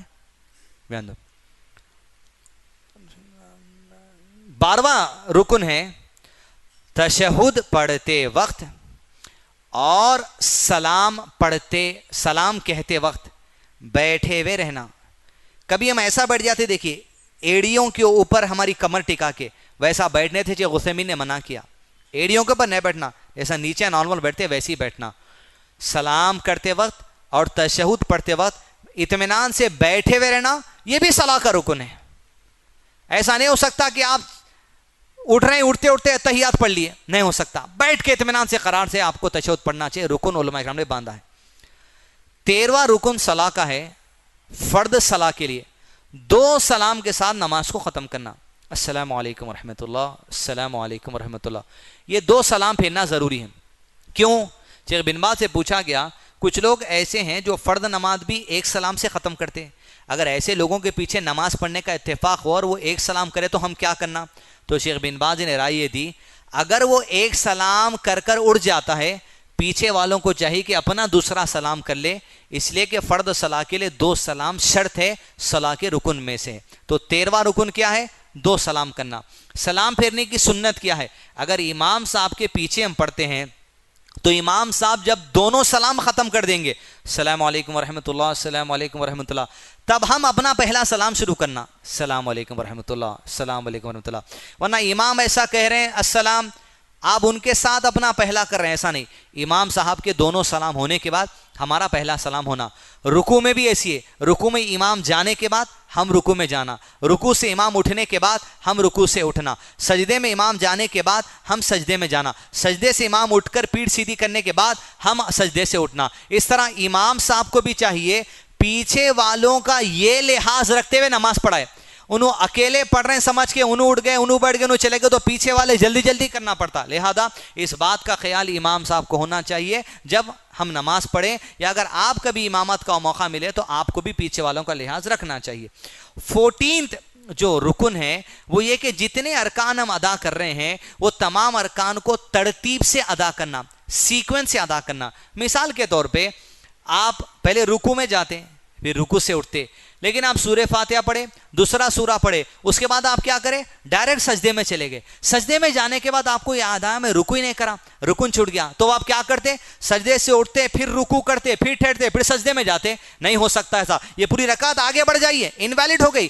اگلی رکعت میں جب آپ ٹھہرتے وہ آپ کی پہلی رکعت بن جاتی ہے, یا دوسری رکعت میں ایسی حرکت ہوئی تو آپ کی تیسری رکعت آپ کی دوسری رکعت بن جاتی ہے. یعنی آپ بائی ڈیفالٹ اپنی پریزنٹ رکعت کو پہلی والی رکعت کاؤنٹ کریں گے اور پہلے والی رکعت خود بخود انویلڈ ہو جائے گی. اس بات کو ذہن میں رکھیں. تو صلاح کے جملہ 14 ارکان ہیں, ان میں سے کوئی چیز بھی چھوٹ نہیں سکتی. ذہن میں اگر کچھ بات نہیں ہے تو انشاءاللہ آپ یہاں سے کتاب لے سکتے, جاتے ہو تو کتاب میں انشاءاللہ آپ کو تمام چیزیں مل جائیں گی. اب یہ 14 رکن میں سے اگر کوئی رکن چھوٹ گیا, مثال کے طور پر اگر بھول گئے, نبی صلی اللہ علیہ وسلم کے موقع پہ 3 رکعت صلاح پڑھا دیے, سلام پھیر دیے. صحابہ نے کہا اللہ کے نبی صلی اللہ علیہ وسلم آپ نے 1 رکعت کم پڑھا دی, رکن چھوٹ گیا, پورے رکوع چھوٹ گئے, سجدہ چھوٹ گیا, تشہد چھوٹ گیا, سب چھوٹ گیا تھا.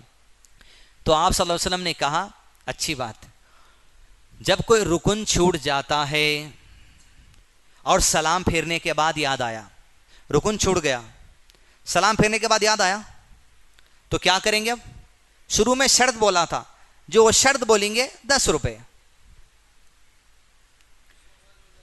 رکن چھوٹ گیا, پلر چھوٹ گیا, تو اب کیا کرنا؟ ہاں, سجدے سہو رانگ 10 روپے. جی ورڈ بولیے, ورڈ بولیے.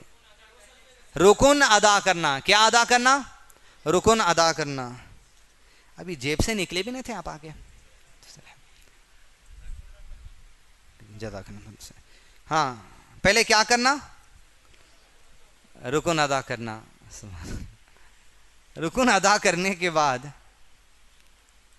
اب رکن کیسے ادا کریں گے؟ جیسے آپ سلام پھیرنے کے بعد آپ کو یاد دلا دیا گیا, اب یہ چھوٹ گیا, تو کسی میں رکوع چھوٹ سکتا.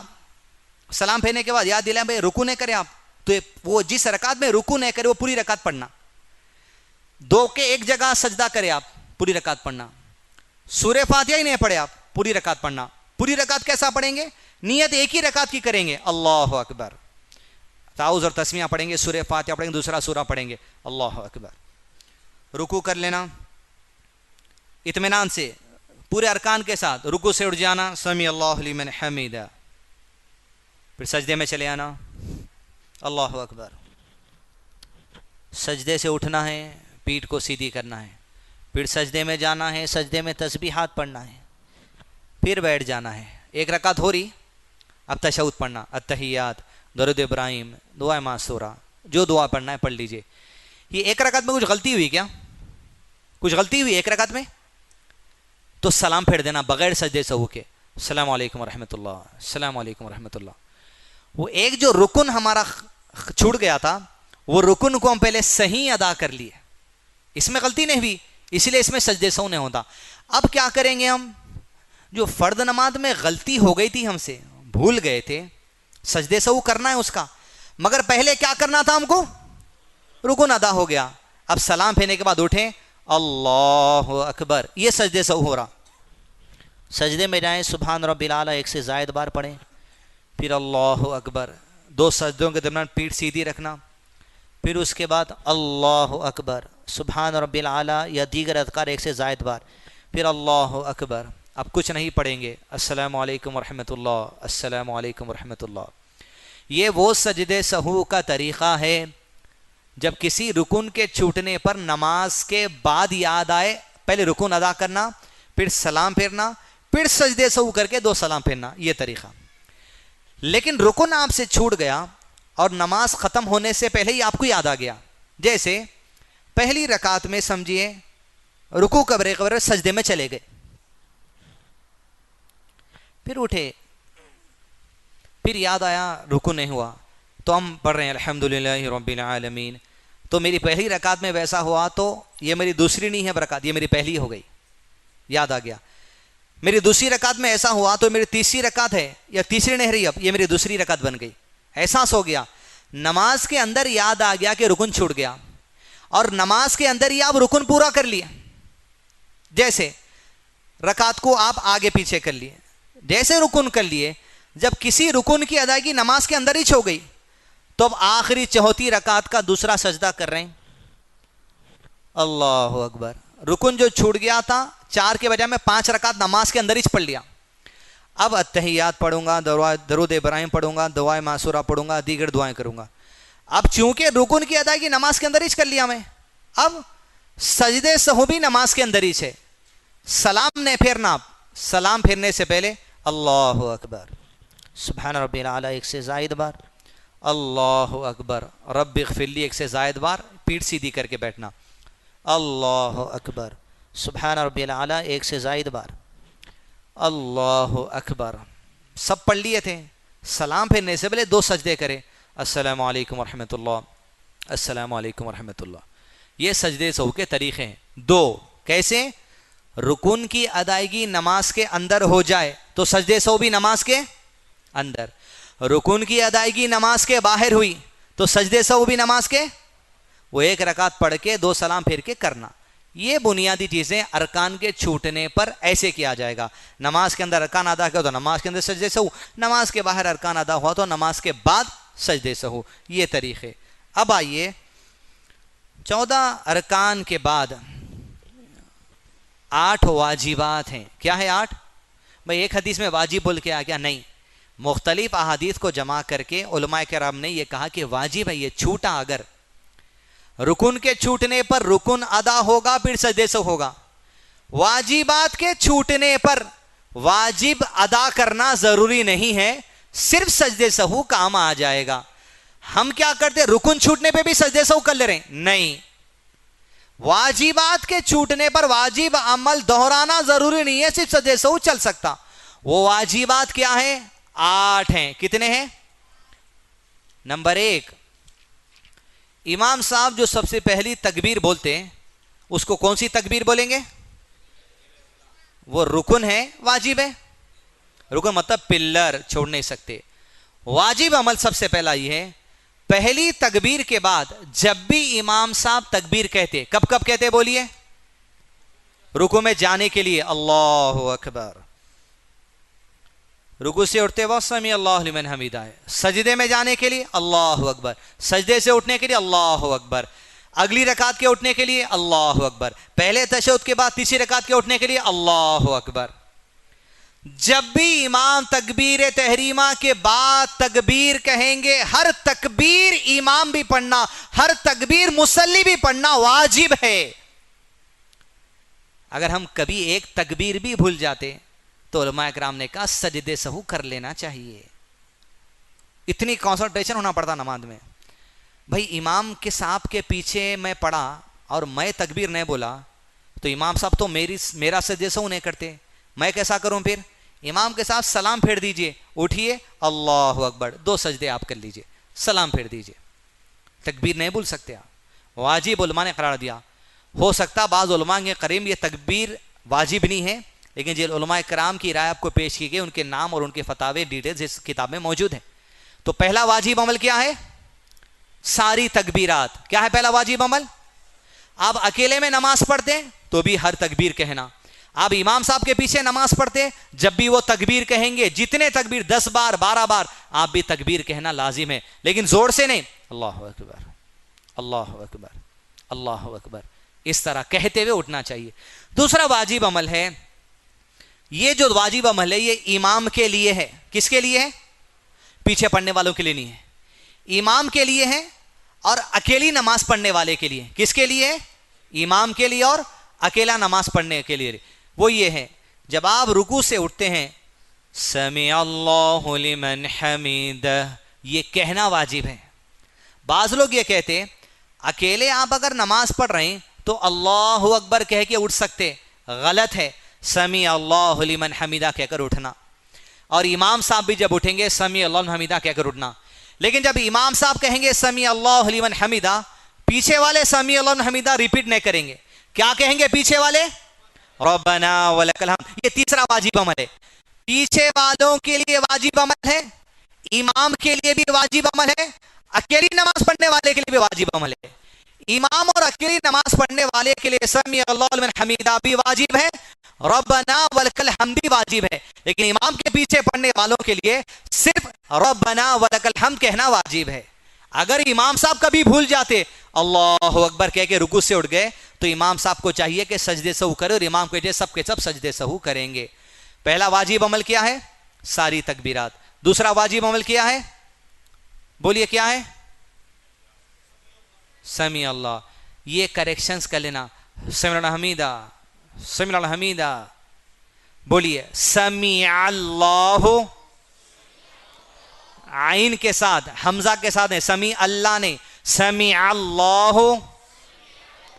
لمن، لمن حمیدہ، حمیدہ. سمیع اللہ لمن حمیدہ. اس کے بعد ربنا لک الحمد، ربنا لک الحمد. ایسے نہیں چل سکتا. پڑھیے ربنا، ربنا ولکل، ولکل حمد، ربنا ولک الحمد. اپنے لوگوں کا سب دے ربنا لک الحمد نہیں، ربنا ولک الحمد. سمیع اللہ لمن حمدہ. چوتھا واجب عمل، جب ہم رکوع میں جائیں گے کیا پڑھتے ہیں رکوع میں؟ سبحان ربی العظیم. کیا پڑھیں گے؟ یہ پڑھنا واجب ہے. آپ سبحان ربی العظیم کے علاوہ دوسری دعائیں بھی پڑھ سکتے، لیکن آپ رکوع میں جا کے خالی ربنا آتنا فی الدنیا حسنہ یہ پڑھ لے رہے ہیں، پڑھ سکتے، لیکن سبحان ربی العظیم اس نے پڑھے تو واجب عمل چھوٹ گیا. سجدے سہو کرنا پڑتا اگر نماز کے اندر یاد آ گیا تو. نماز کے باہر یاد آئے گا تو نماز کے باہر سجدے سہو کریں گے. کیا پڑھنا ہے رکوع میں؟ سبحان ربی العظیم، سبحان ربی العظیم، سبحان ربی العظیم یہ پڑھنا ہے. اللہ کی حمد و ثنا بیان کریں ہم غلط پڑھیں گے. پڑھیے سبحان، ہانا نے ہانا. کیسا پڑھیں گے؟ ہا دو قسم کا، ایک ہا ہے، دوسرا ہا ہے.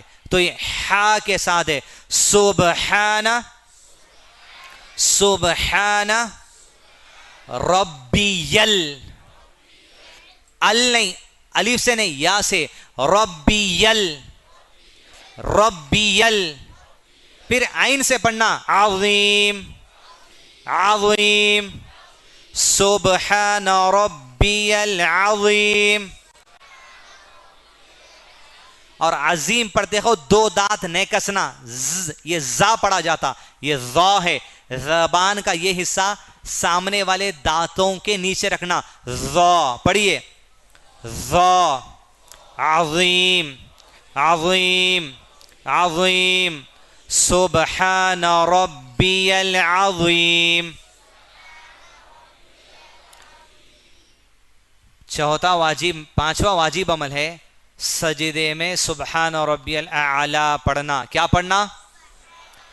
نبی صلی اللہ علیہ وسلم نے فرمایا جب تم سجدے میں ہوتے ہو تو اللہ سے قریب ہوتے ہو، لہذا سجدے میں خوب دعائیں کیا کرو. سجدے میں آپ دوسری دعائیں بھی کر سکتے. علماء کرام نے اردو زبان میں، تیلگو زبان میں، جو آپ کی زبان ہے وہ زبان میں بھی دعا کرنے کی اجازت دی، فرض نماز ہو یا نفل نماز. لیکن آپ سبحان ربی الاعلی چھوڑ کے دوسری دعائیں نہیں کر سکتے. پہلے یہ پڑھنا، اس کے بعد دوسری دعائیں پڑھنا. پڑھیے سبحان ربی الاعلی، اعلی پہلے ا پھر ع، اعلی. سبح اسم ربک الاعلی، سبحان ربی الاعلی. یہ واجب ہے. آپ یہ نہیں پڑھے نماز کے اندر یاد آ گیا تو سلام پھیرنے سے پہلے 2 سجدے کرنا. یہ نئے پڑھے سلام پھیرنے کے بعد آئے جا تو اٹھ کے 2 سجدے کر کے سلام پھیرنا. یہ 5واں واجب عمل ہے. 6واں واجب عمل اہم ہے، وہ یہ 2 سجدوں کے درمیان پیٹھ سیدھی کرنا تو رکن ہے، لیکن 2 سجدوں کے بیٹھ کے رب اغفر لی پڑھنا واجب ہے. رب اغفر لی کے علاوہ اور 2 یا 3 دعائیں ہیں جو اللہ کے نبی صلی اللہ علیہ وسلم کی سنتوں سے ثابت ہیں. رب اغفر لی کے علاوہ وہ دعا بھی آپ پڑھ سکتے، لیکن خالی بیٹھے ہوئے ہیں تو سلام پھیرنے سے پہلے سجدے سہو کرنا پڑتا. سلام پھیرنے کے بعد یاد آیا تو پھر سجدے سہو کرنا پڑتا. رب اغفر لی یا اس کے علاوہ 2 مزید دعائیں ہیں وہ پڑھنا. یہ واجبات میں سے 8. 6واں واجب عمل. 7واں واجب عمل ہے عشاء میں کتنے تشہد ہیں؟ پہلا تشہد واجب ہے. مثال کے طور پہ دوسری رکعت کے دوسرے سجدے سے ڈائریکٹ آپ تیسری رکعت میں اٹھ گئے, سورہ فاتحہ پڑھنا شروع کر دیے, آپ کو یاد آیا تشہد میں نہیں بیٹھے, کوئی بات نہیں, تیسری رکعت پڑھ لیجئے. تیسری کے بعد بیٹھنا کیا, نہیں بیٹھنا, چوتھی رکعت بھی پڑھ لینا, ایک ہی تشہد سے نماز پڑھو آپ, لیکن سلام پھیرنے سے پہلے 2 تشہد آپ کو کر لینا چاہیے. کیوں؟ پہلا تشہد واجبات میں سے 7واں واجب عمل.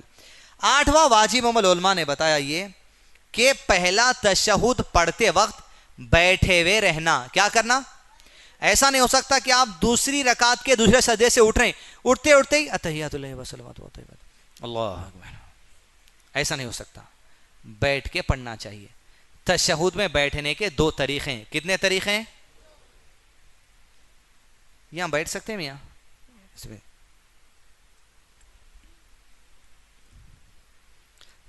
عشاء میں کتنے تشہد ہیں؟ پہلے تشہد میں. اور فجر میں کتنے تشہد ہیں؟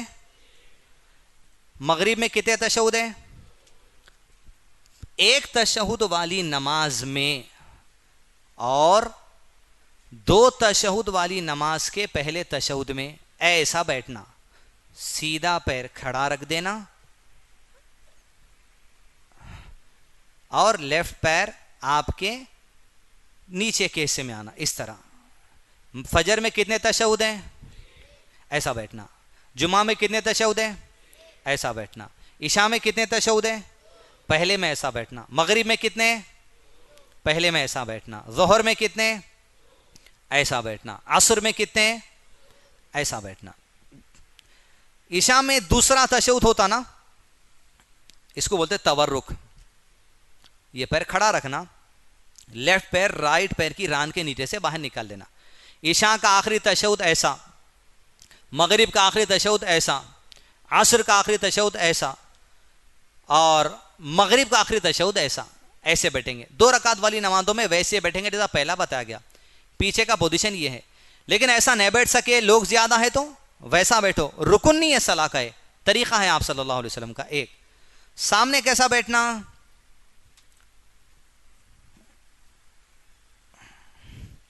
سامنے یہ گھٹنے کی جو گولائی ہے اس کو پکڑ لینا, اس کر بھی ایسا پکڑنا, کس کے پکڑ لینا, اور گرہ بنانا سیدھے ہاتھ کی, ہاتھ نیچے رکھنا اس طرح گرہ, ایسا کریں گے. اور آپ صلی اللہ علیہ وسلم تشہد جب پڑھتے انگلی کی حرکت کی طرف دیکھتے. صفت صلاۃ النبی میں شیخ البانی رحمہ اللہ نے حدیث کو پیش کیا اور فرمایا آپ صلی اللہ علیہ وسلم جب تشہد میں بیٹھتے تو اپنی انگلی کی حرکت کی طرف دیکھتے اور فرماتے یہ شیطان پر لوہے کی مار سے بھی زیادہ سخت ہے. کیسا پڑتی بھائی اس کو مار؟ غیب کی باتوں کو عقل سے سمجھے تو دین سے غائب ہو جاتے. سمعنا واتانا. کیا کرنا چاہیے؟ ہم دین کی کسی بھی بات پہ ایمان لاتے, کیوں لاتے بولیے؟ ایک کامن اصول یاد رکھنا, جنت ہے, جہنم ہے, ایسا کرے تو شیطان کو لوہے کی مار پڑتی ہوتا.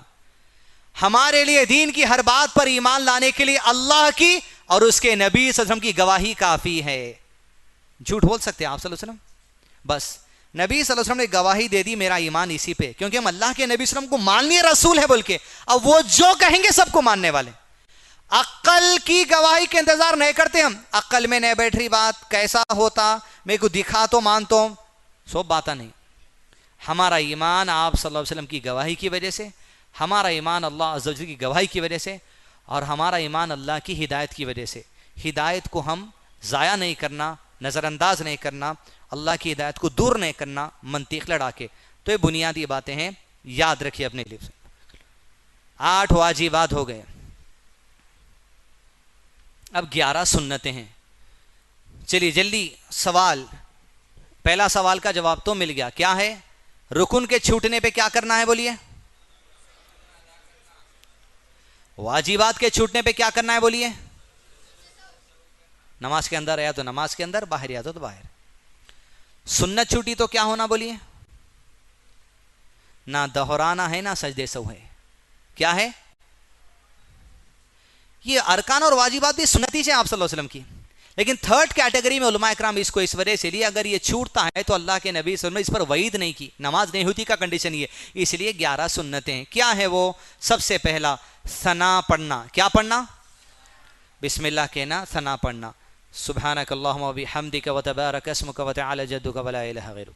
ابو ہریرہ رضی اللہ عنہ نے کہا اللہ کے نبی صلی اللہ علیہ وسلم کہتے اللہ اکبر اور بہت دیر تک خاموش ہوتے آتے، صرف آپ کی خاموشی کو معلوم کرنے، اپنے ماں باپ کو قربان کرنے کا اعلان کیا۔ کہا ابو ہریرہ نے اللہ کے نبی صلی اللہ علیہ وسلم میرے ماں باپ آپ پر قربان ہیں، یہ بتا دیجئے آپ تکبیر تحریمہ کہنے کے بعد سورہ فاتحہ پڑھنے سے پہلے بہت دیر خاموش ہو جاتے ہیں، آپ کیا پڑھتے ہیں بتائیے؟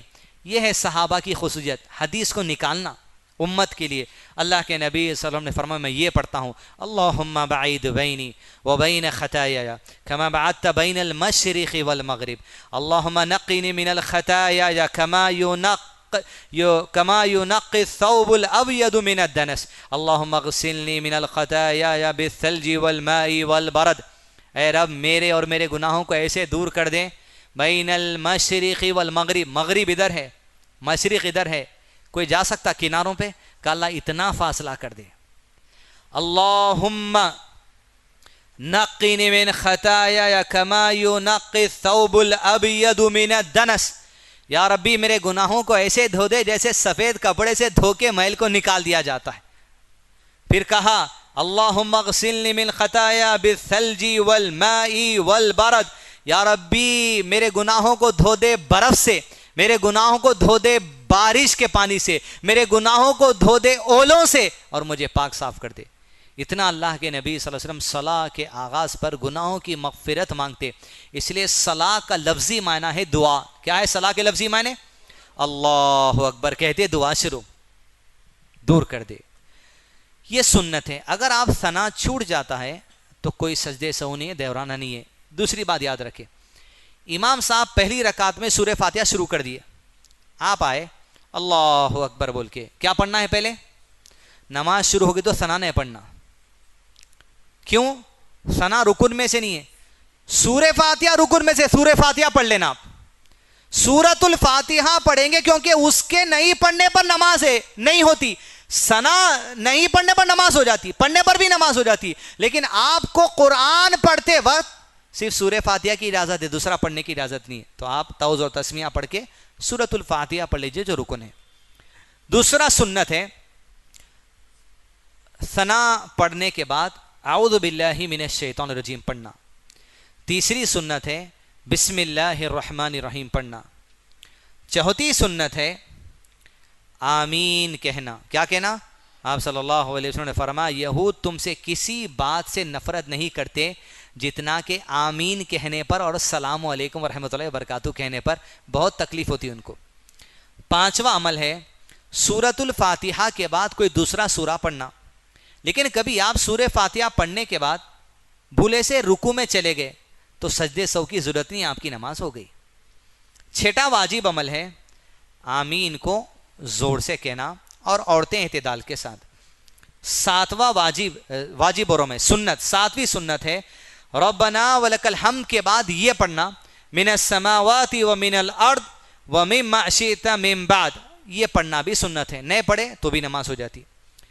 آٹھواں سنت ہے سبحان رب العظیم جو ہم پڑھتے وہ ایک سے زیادہ بار پڑھنا، 3 پڑھنا، 5 پڑھنا، 7 پڑھنا، لیکن 4 پڑھے تھے کہ امام صاحب اڑ گئے 5 نہیں پڑھ سکا تو کچھ بھی نہیں ہوتا، 2 پڑھے تھے کہ امام صاحب اڑ گئے تیسرا نہیں پڑھ سکا تو کچھ بھی نہیں ہوتا، ایک ہی بار پڑھا میں تب بھی ہو جاتی۔ سنت کیا ہے؟ ایک سے زیادہ بار پڑھنا۔ یہ 3 5 7 9 کیوں پڑھنا بولتے ہیں؟ حدیث نبی صلی اللہ علیہ وسلم کی ہے اللہ وتر ہے۔ وتر کی نماز کتنے پڑھتے ہیں اپن؟ 1 3 5 7 9۔ اللہ وتر ہے، وتر یعنی 1، اور وتر کو پسند کرتا ہے، یعنی 3 پڑھنا، 5 پڑھنا، 7 پڑھنا۔ کھجور کی دلیل آئی، اللہ کے نبی صلی اللہ علیہ وسلم 3 کھاتے تھے، وتر میں کھاتے تھے، اللہ وتر کو پسند کرتا ہے اس لیے۔ 8واں عمل ہے، 9واں سنت ہے سبحان ربی الاعلی 1 سے زائد بار پڑھنا۔ 10ویں سنت ہے رب اغفر لی اگر آپ پڑھتے ہیں تو 1 سے زائد بار پڑھنا سنت ہے۔ 11واں جو سنت ہے وہ پہلے آخری تشہد کے بعد درود ابراہیم پڑھنا ہے. درود ابراہیم نہیں پڑھ کے آپ تشہد پڑھ کے سلام پھیر دیے تب بھی آپ کی نماز ہو گئی. درود ابراہیم پڑھنا بھول گئے, کوئی سجدے سہو نہیں ہے, نہ رکن کو دہرانا ہے, آپ کی نماز ہو گئی. پہلے تشہد میں درود ابراہیم پڑھ سکتے کیا؟ بالکل پڑھ سکتے. نبی صلی اللہ علیہ وسلم جب 9 رکعت وتر پڑھتے تھے, 8ویں رکعت پڑھنے کے بعد پہلا تشہد باندھتے تھے اور پہلے تشہد پڑھنے کے بعد درود ابراہیم پڑھتے تھے. پھر اٹھ کر 9ویں رکعت پڑھتے تھے, 9ویں رکعت کے دوسرے سجدے کے بعد تشہد میں بیٹھتے تھے, تشہد پڑھ کے پھر درود ابراہیم بیٹھتے تھے. اس حدیث سے علماء استدلال کیے کہ پہلے تشہد میں بھی درود ابراہیم پڑھنے کی دلیل ہے. آخری تشہد میں نہیں پڑھے آپ تو حرج کی بات نہیں ہے, پہلے تشہد میں نہیں پڑھے آپ حرج کی بات نہیں ہے, لیکن سنتیں اس کو پابندی سے تھامنا ضروری ہے.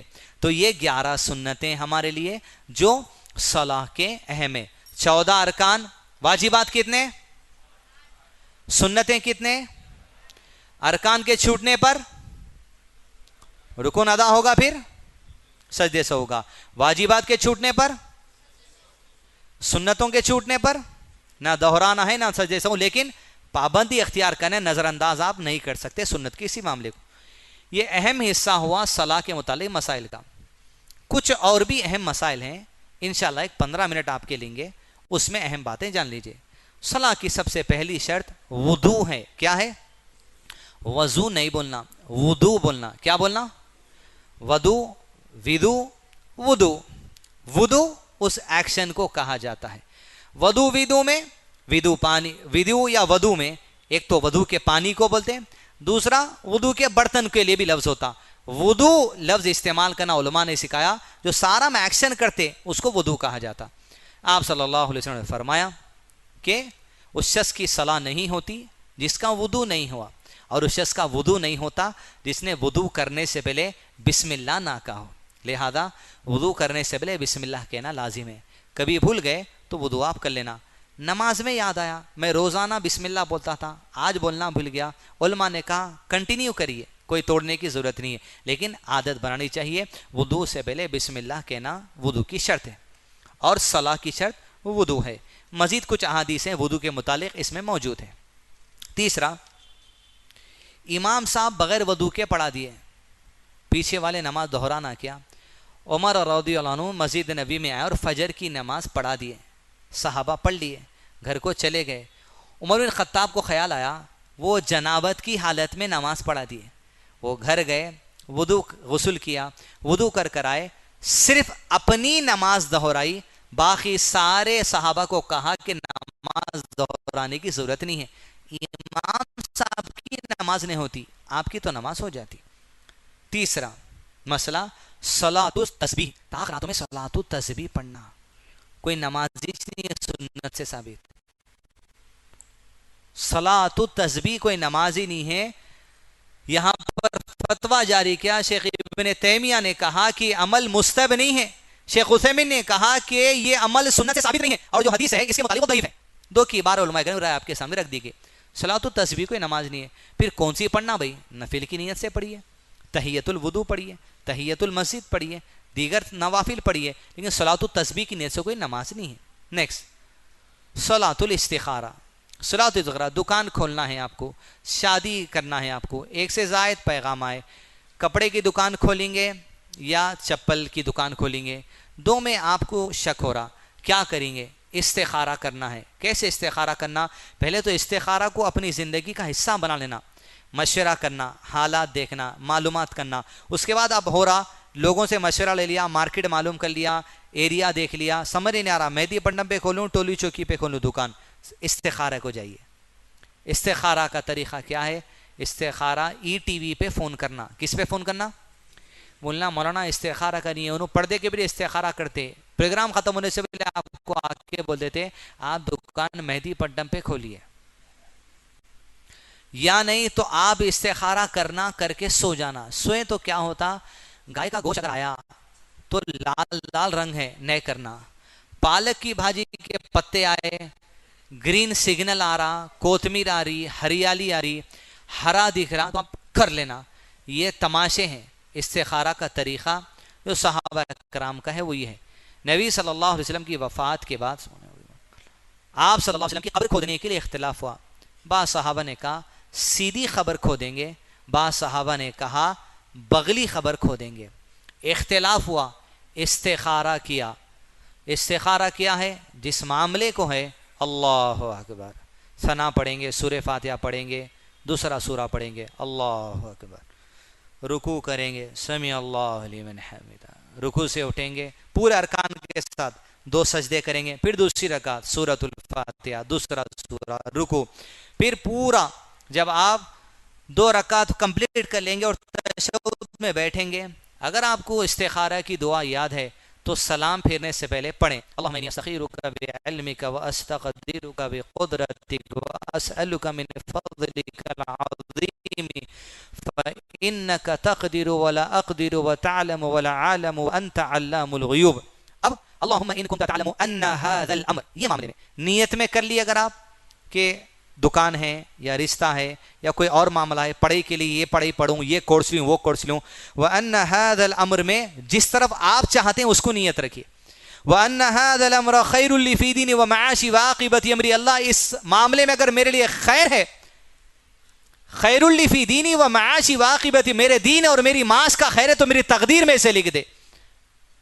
وَإِن كُنْتَ تَعْلَمُ أَنَّ هَذَا الْأَمْرَ شَرٌّ لِّي فِي دِينِي وَمَعَاشِي وَعَاقِبَةِ أَمْرِي فَاصْرِفْ عَنِّي وَاصْرِفْنِي عَنْهُ وَاقْدُرْ لِي الْخَيْرَ حَيْثُ كَانَ ثُمَّ أَرْضِنِي بِهِ. لیکن اگر اس میں میرے لیے شر ہے اللہ، میرے دین کا نقصان ہے، میری معاش کا نقصان ہے، تو اس چیز کو میری تقدیر سے دور کر دے. وَأَنْتَ عَلَّامُ الْغُیُوب، تجھے غیب کا علم ہے، مجھے نہیں. اس کے بعد السلام علیکم ورحمۃ اللہ، السلام علیکم ورحمۃ اللہ، یہ استخارہ ہے.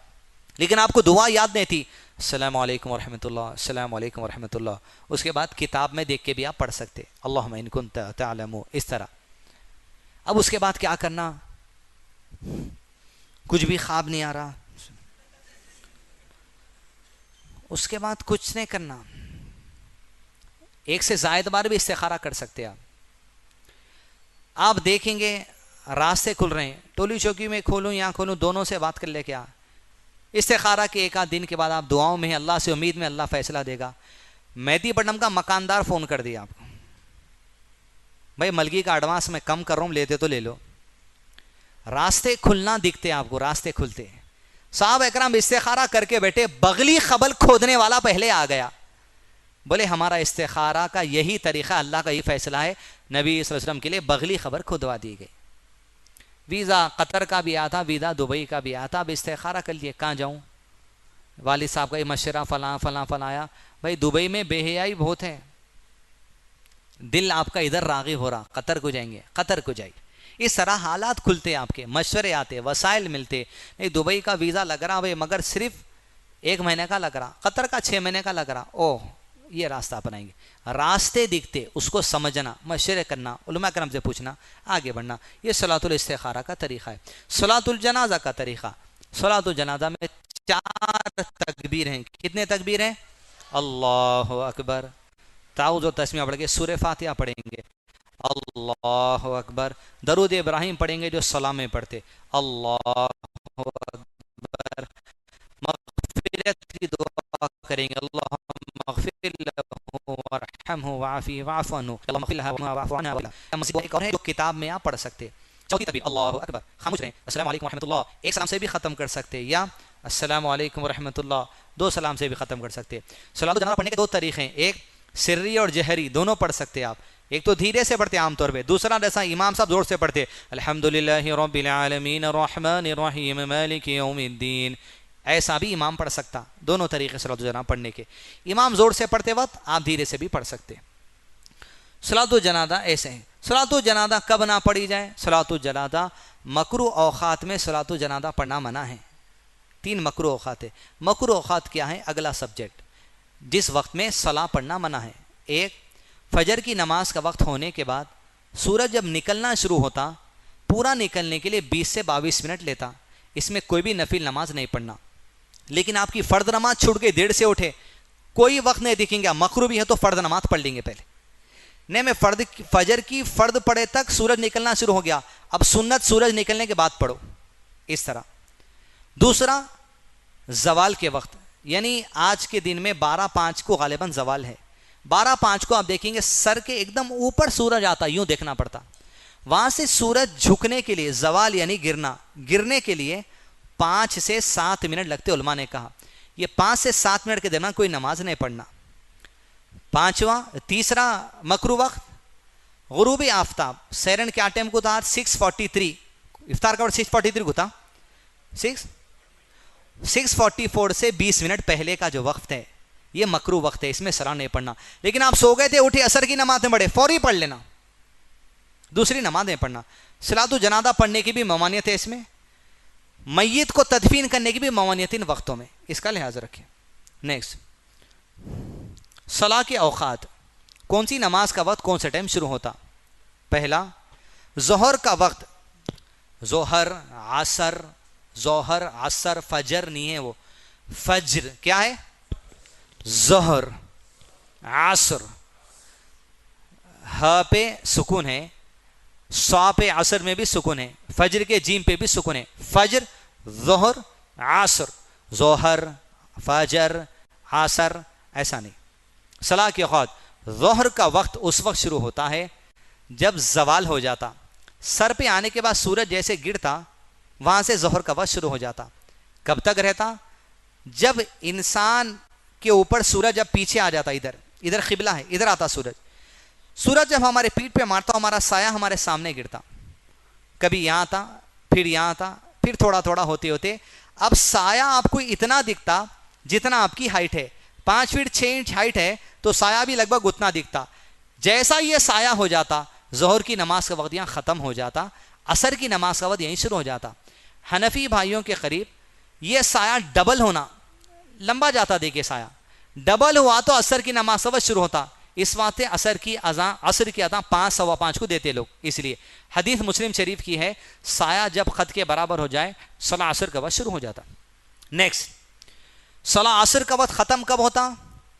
6:44 سے 22 منٹ پہلے عصر کی نماز کا وقت ختم ہو جاتا۔ زندگی بھر 6:44 نہیں رہتا، جب مغرب کا وقت جیسا ہوتا مغرب کے وقت سے 20 یا 22 منٹ پہلے۔ صلاح مغرب کا وقت کب شروع ہوتا؟ غروب آفتاب کے بعد۔ کب شروع ہوتا؟ پورے مسلک کی مسجدوں پہ جا کے دیکھیے آپ، پورے مسلک کے، حنفی، شافعی، مالکی، کوئی بھی، فجر 5 بج کے، ظہر 1 بجے، عصر 4 بجے، 5 بجے، 5:30 بجے، عشاء 8 سوا 8 8:30، مغرب کا کیا لکھا ہوا رہتا؟ غروب آفتاب، سورج کا ڈوب جانا۔ جیسے سورج ڈوبتا غروب آفتاب شروع ہوتا، جیسے غروب آفتاب ہوتا، جیسے غروب آفتاب ہوتا کون سی نماز کا وقت شروع ہوتا؟ مغرب۔ جیسے ہی مغرب کی نماز کا وقت شروع ہوتا کیا وقت شروع ہو جاتا؟ افطار کا ٹائم، بسم اللہ بولنا، کھجور کھا لینا، سحرن نے بجا، سحری اور افطار کے یہ سحرنوں کے کنفیوژن سے پورے لوگوں کے روزے برباد ہو رہے ہیں۔ حدیث آپ کی مسجد کے بورڈ پہ لکھا ہوا مغرب کا ٹائم غروب آفتاب، افطار کا ٹائم غروب آفتاب۔ یہ کوئی اسمارٹ فون ہے تو ذرا دیجئے، انٹرنیٹ ڈال کے، پولیس اسٹیشن میں جا رہے لوگ، یہ پکوڑے ہمارا روزہ خراب کر رہے ہیں۔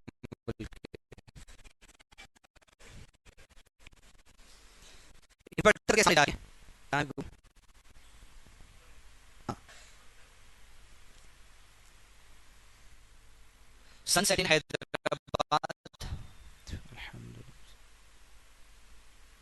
کیا بتا رہا؟ 6:45۔ کل کی جو شام، آج کا جو سن سیٹ ہے منڈے 27 میں، کل کا جو سن سیٹ ہے 6:45 کو کارڈ ہے اپنے پاس، اس کا 6:45 کب ہے؟ کل کا ٹائم بتا رہے ہیں، انسپیکٹروں کو بتا دینا، انہوں غروب آفتاب لکھے، غروب آفتاب مطلب سن سیٹ، سن سیٹ مطلب گوگل مطلب 6:45، 6:45 مطلب پکوڑے۔ مسجد میں ہنسنا جائز ہے، اس بات ستاروں میں 6:45۔ اب احتیاط آپ کرو بھائی، ہم حدیث نہیں چھوڑتے، نبی صلی اللہ علیہ وسلم نے فرمایا لوگ خیر اور عافیت سے رہیں گے جب تک افطار کرنے میں جلدی کریں گے. 6:45 ہوئے, چلو آدھا سیکنڈ رک جائیے, 30 سیکنڈ, بسم اللہ, کھا لیا. دیکھیے آپ شہر میں ظہر کیا ٹائم ہے, 4:22 کو سحور کا وقت ختم ہو رہا. تو کون سی نماز کا وقت شروع ہو رہا؟ 4:22 کو فجر کی صلاح کا وقت شروع ہو رہا. 10 منٹ پہلے ہیبتوں کے پونگے شروع ہو جاتے ہو. تیسرا سیرن 4:12 کو بج جاتا آج کی تاریخ میں. فائنل سیرن کا مطلب یہ ہے اب آپ نئے کھانا اس کے بعد 4:12. لوگوں کو کیسا ہے اور ایک فتویٰ, اذان ہوئے تک کھاؤ بھائی. فجر کا وقت کب شروع ہو رہا؟ 4 ادھر 4:12 کو بجا دیے, نئے کھانا بولے 4:22 تک کھا سکتے. پھر 4:22 کو فجر کی نماز کا وقت شروع ہوا تو اور ایک 10 منٹ کا ہے, کیونکہ نماز اذان ہو رہی, آپ کھانا کھا رہے ہیں پلیٹ میں ہیں, تو حدیث میں ہے جب اذان دینے لگے کھانا چھوڑو نہیں, ختم کر لو, کھا لو آپ جو بھی ہے. اذان ہو گئی, بس آخری والا تھا, کھا لیجئے, پانی پی لیجئے بس. 10 منٹ کے بعد دوسرے مسجدوں کی اذان ہو رہی, لوگ وہاں تک کھا رہے ہیں, تو آپ کا روزہ نہیں ہونے والا, یاد رکھیے, اس کا لحاظ رکھیں. صلاح کے اوقات.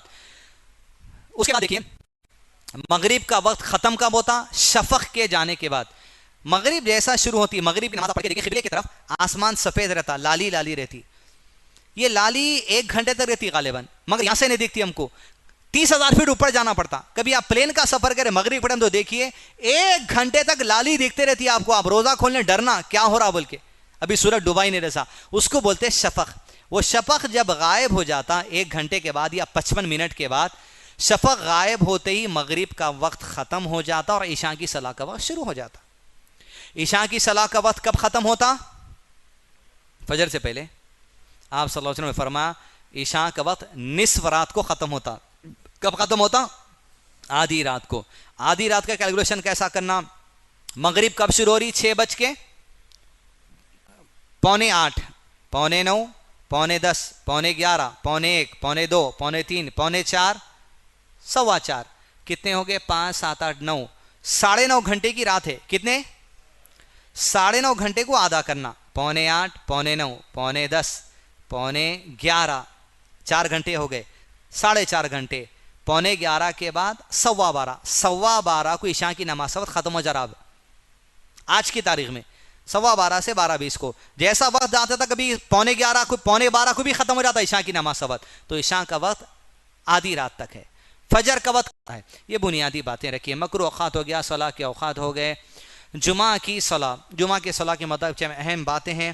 میں سطر پڑھ لیں گے اپن. اہم ہے سطر, یعنی بیسک کورنگ جو صلاح کے وقت کھلنا نہیں چاہیے. مرد کی جو بیسک کورنگ ہے وہ بمبی, بیلی بٹن سے لے کے گھٹنے کی گولائی تک مرد کا سطر ہے. آپ ٹی شرٹ پہن کے آتے, شرٹ پہن کے آتے, پینٹ پہن کے آتے, لیکن آپ رکوع میں جانے کے بعد آپ کے شرٹ اور پینٹ ڈھیلا ہونے کی وجہ سے آپ کا شرٹ اور پینٹ ایسا ہو گیا اور آپ کے دبر بیک سائڈ پیچھے کا حصہ کھل گیا, آپ کی نماز ٹوٹ گئی. وضو نہیں ٹوٹتا, نماز ٹوٹ گئی. آپ یا تو انشرٹ کریے یا کپڑے بدل کے آئیے, پھر نماز میں ٹھہرنا. شیخ عثیمین نے کہا سطر کھلنے سے نماز ٹوٹ جاتی. یہ بیسک کورنگ ہے. آپ پینٹ پہنتے یا ایسا تخنے کے اوپر پہنیے, تھوڑا اوپر پہنیے, تھوڑا اوپر پہنیے, تھوڑا اوپر پہنیے,